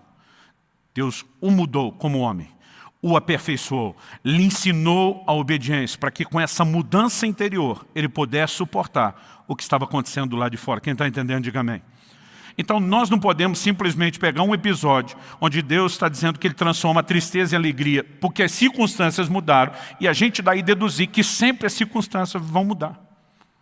Como eu disse, há momentos onde estamos chorando no luto, e é uma situação que não vai mudar. A única forma é Deus poder trabalhar na dor que nós carregamos depois de uma circunstância que não pode ser mudada. Mas ainda assim, Ele é o Deus que recolhe as nossas lágrimas num odre. Ele é o Deus que tem a capacidade de transformar a tristeza em alegria. Não quer dizer que você vai se alegrar pelo que aconteceu. Significa que você vai se alegrar a despeito do que aconteceu. Até porque aquilo que deveria definir o nosso humor na perspectiva espiritual não deveria ser só as circunstâncias. Paulo diz, eu aprendi a viver contente em toda e qualquer situação. Ele diz, eu sei estar contente na hora da escassez. Eu sei estar contente na hora da abundância. Por que, Paulo? Ele está dizendo, porque o que me mantém alegre não são as circunstâncias. Eu posso todas as coisas naquele que me fortalece. Ele diz, é um Deus que me enche de um combustível que não é circunstancial. É o meu relacionamento com Ele, é a minha convicção de quem Ele é, do que Ele faz em mim. Então há momentos onde Ele vai mudar a escassez em abundância. E há momentos onde Ele me envia a lugares onde eu vou ter que abandonar a abundância e voltar para a escassez. E diz, independente do que eu passo do lado de fora, eu me submeto a uma mudança que Ele provoca dentro de mim, do lado de dentro. Então na semana passada nós falamos a respeito de uma intervenção divina que acontece ou do lado de fora, nas circunstâncias, ou do lado de dentro, quando Deus nos muda. O que eu não explorei semana passada, e eu quero terminar falando aqui, é que às vezes nós podemos experimentar os dois. Até que Deus mude as circunstâncias, Ele pode nos mudar primeiro. Isso não significa que o fato de que Ele está trabalhando em nós não possa ter um desfecho dele mudando circunstâncias. Há circunstâncias que não serão mudadas e Ele vai nos mudar. Há momentos onde Ele vai mudar as circunstâncias sem precisar nos mudar. Mas não precisa ser sempre uma escolha entre um e outro. Há momentos onde as circunstâncias não serão mudadas tão depressa, mas serão mudadas. E até que elas sejam, Ele vai nos mudar durante o processo. Eu entendi algo há muitos anos atrás, no meio de um processo que envolveu muita dor, muita aflição, muito choro, muita lágrima. Eu descrevo isso no meu livro, O Agir Invisível de Deus. Um momento de muito questionamento da fé sendo provada, sendo testada. E eu lembro que Deus começou a me fazer entender uma declaração que a gente acaba fazendo com que ela não seja compreendida da forma como deveria. Em Romanos, no capítulo 8, no versículo 37, Paulo faz uma declaração que a maioria de nós não só sabe de cor, mas gosta de falar de boca cheia. Eu, particularmente, não estou falando isso com desdém, eu gosto. Paulo diz, em todas estas coisas, porém, somos mais do que vencedores por meio daquele que nos amou. Só que durante muito tempo o entendimento que eu tinha da expressão mais que vencedores é o seguinte, eu dizia, gente, o vencedor está aqui nesse nível, o mais que vencedor está acima. Ou seja, nós estamos num patamar muito maior, muito mais elevado, mas a verdade é que não há patamar mais elevado que o vencedor. Não importa se você fala de uma disputa no nível de uma guerra, de uma competição esportiva, o vencedor está no topo. E a hora que alguém o vencer, ele foi removido e outro entrou no lugar dele. Não tem alguém que é mais do que vencedor como posição. Pastor, então o que significa mais do que vencedor? É só você olhar a declaração toda de Paulo. Ele diz, em todas essas coisas, somos mais do que vencedores. E a pergunta a ser feita é, o que são em todas essas coisas? Se você tiver com a sua Bíblia aberta em Romanos 8, volta 2 versículos comigo. Vamos ler o 35 e o 36. No 35, depois de ter dito, que Cristo ressuscitou, está à direita de Deus, intercede por nós, o que é um santo combustível na nossa fé, daqui a pouco eu falo disso. Ele diz no 35, quem nos separará do amor de Cristo? Será a tribulação, ou a angústia, ou a perseguição, ou a fome, ou a nudez, ou o perigo, ou a espada. Circunstâncias que os crentes e o próprio Paulo enfrentavam. Aflições, dores, momentos difíceis. Mas ele está dizendo, isso não tem que nos separar do amor de Cristo. Ele diz no verso 36, como está escrito, por amor de ti, somos entregues à morte continuamente. Fomos considerados como ovelhas para o matadouro. Em outras palavras, Deus está usando todas essas circunstâncias. Tribulação, angústia, perseguição, fome, nudez, perigo, espada. Para nos matar aos poucos. Nos conduz como ovelhas para um matadouro. Nós estamos sendo entregues à morte continuamente. Outra versão diz todo dia. Uma outra diz o dia todo. Continuamente. Porque eu e você precisamos entender que um dos aspectos do Evangelho é morrer para nós mesmos. É morrer para a nossa carne, é morrer para aquilo que é terreno. Mas ele diz, em todas essas coisas, que não significa que iam parar de acontecer, nós somos mais do que vencedores. O que significa ser mais do que vencedor? Significa que você pode esperar vencer isso tudo. Mas no final você não vai só ter vencido as circunstâncias. Você, além de ser um vencedor que superou as circunstâncias, você será alguma coisa a mais. Ser mais do que vencedor é ser vencedor e algo mais. Não é um status que te coloca acima dos outros vencedores. Você é um vencedor, mas você não é só isso. Como que eu e você terminamos? É aqui que nós precisamos entender o resultado do tratamento de Deus no meio de circunstâncias que nós passamos. Um dos amigos de Daniel, Ananias, Misael e Azarias, eu gosto sempre de chamá-los pelo nome que eles tinham, em vez de só dizer o nome que o rei da Babilônia deu, Sadraque, Mesaque e Abednego. Quando eles foram lançados na fornalha, a Bíblia diz que o fogo não teve poder algum sobre eles, não foi queimado um fio de cabelo, não tinha cheiro de fumaça. Em outras palavras, como diz o relato do livro de Hebreus, eles apagaram a força do fogo. O fogo não teve poder sobre eles. Mas a Bíblia nos mostra que o fogo queimou uma coisa só. No capítulo 3 do livro de Daniel, nos versículos 24 e 25, nós temos o rei olhando para os 3 lançados na fornalha e perguntando para aquela turma que está em volta, nós não lançamos 3 homens amarrados na fornalha. Ele diz, é verdade, rei. Ele falou, mas eu estou vendo 4 em vez de 3. Ele diz, estou vendo 4 homens soltos. Isso significa o quê? Que a única coisa que o fogo teve o poder de queimar eram as amarras que os prendiam. O que eu e você podemos esperar é que no final da aflição, Deus não só mude as circunstâncias, mas Ele nos mude. Ele vai permitir que as circunstâncias tenham efeito para destruir uma única coisa. Não é destruir a mim e a você, mas é destruir aquilo que nos prende, aquilo que nos amarra, e nós vamos sair dessa melhor do que entramos. Em Lucas capítulo 22, nós temos uma conversa de Jesus com Pedro, muito semelhante. Aliás, uma conversa que eu classificaria no nível sinistra. Jesus olha para o Pedro e diz, Pedro, Satanás pediu para peneirar vocês como se peneira o trigo. Alguns crentes hoje já estariam dizendo para o próprio Jesus, cruz credo. Eu fico imaginando, pelo menos no lugar de Pedro, que uma das primeiras coisas que talvez eu ia querer falar é, mas o Senhor não deu moral para o miserável não, né? Só que qual a resposta de Jesus? Jesus diz, eu roguei por ti. Eu fico me imaginando no lugar do Pedro, então não vai acontecer nada, não vai acontecer nada, ele já me protegeu, ele já me defendeu. Mas Jesus diz assim, eu roguei por ti, para que a tua fé não desfaleça. O que é que Jesus está dizendo? A peneira vai comer solta, Pedro. Agora, isso não significa que eu estou te abandonando. Eu estou intercedendo por você.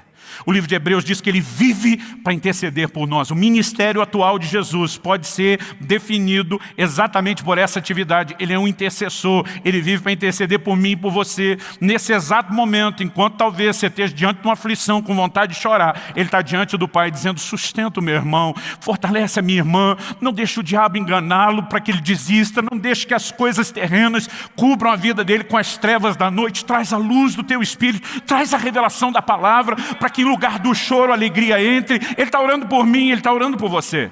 E ele não apenas diz para Pedro, eu não estou te abandonando, eu estou orando por você. Mas ele diz, Pedro, e no final, quando você se converter, fortaleça os seus irmãos. Sabe o que ele está dizendo?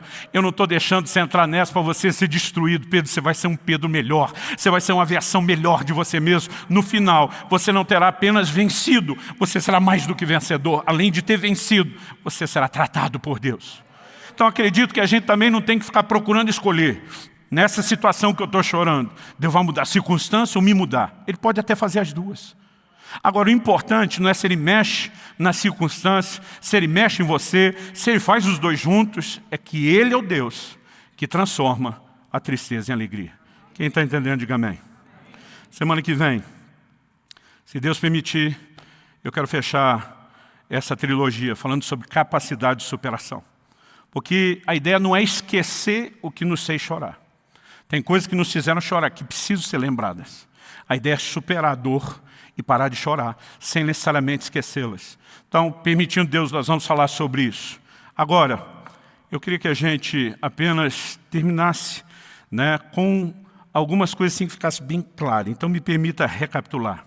Eu e você não só podemos, mas devemos chorar diante de Deus, ciente de que Ele vê as nossas lágrimas. Ele se importa, Ele está de olho, Ele está contando os passos, Ele está registrando no livro. Tudo isso é simbólico, assim como é simbólico dizer que Ele está coletando suas lágrimas no outro.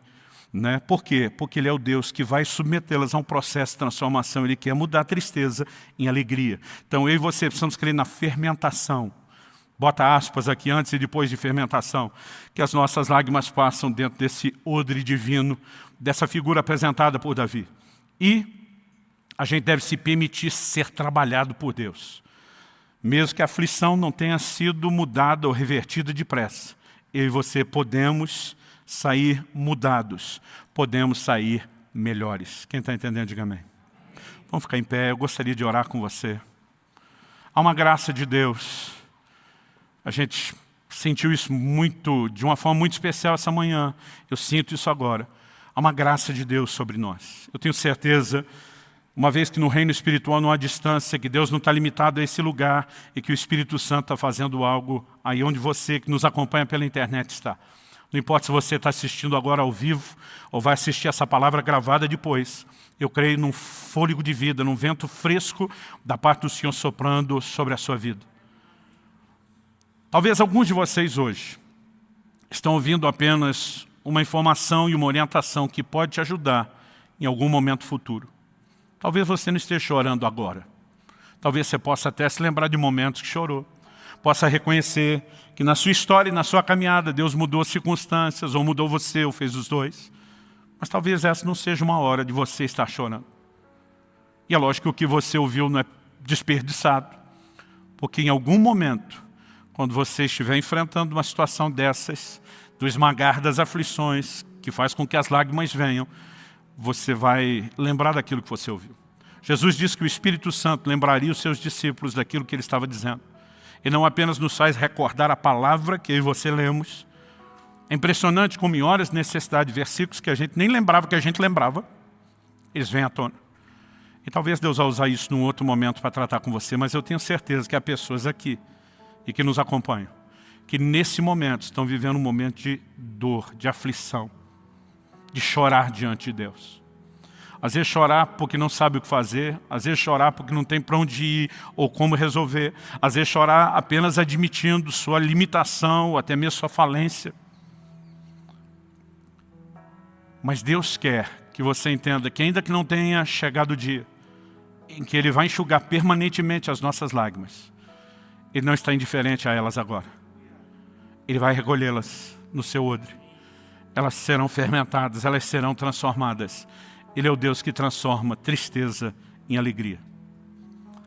E havendo ou não mudança nas circunstâncias, eu e você podemos viver uma mudança do lado de dentro. Então não importa a sua dor.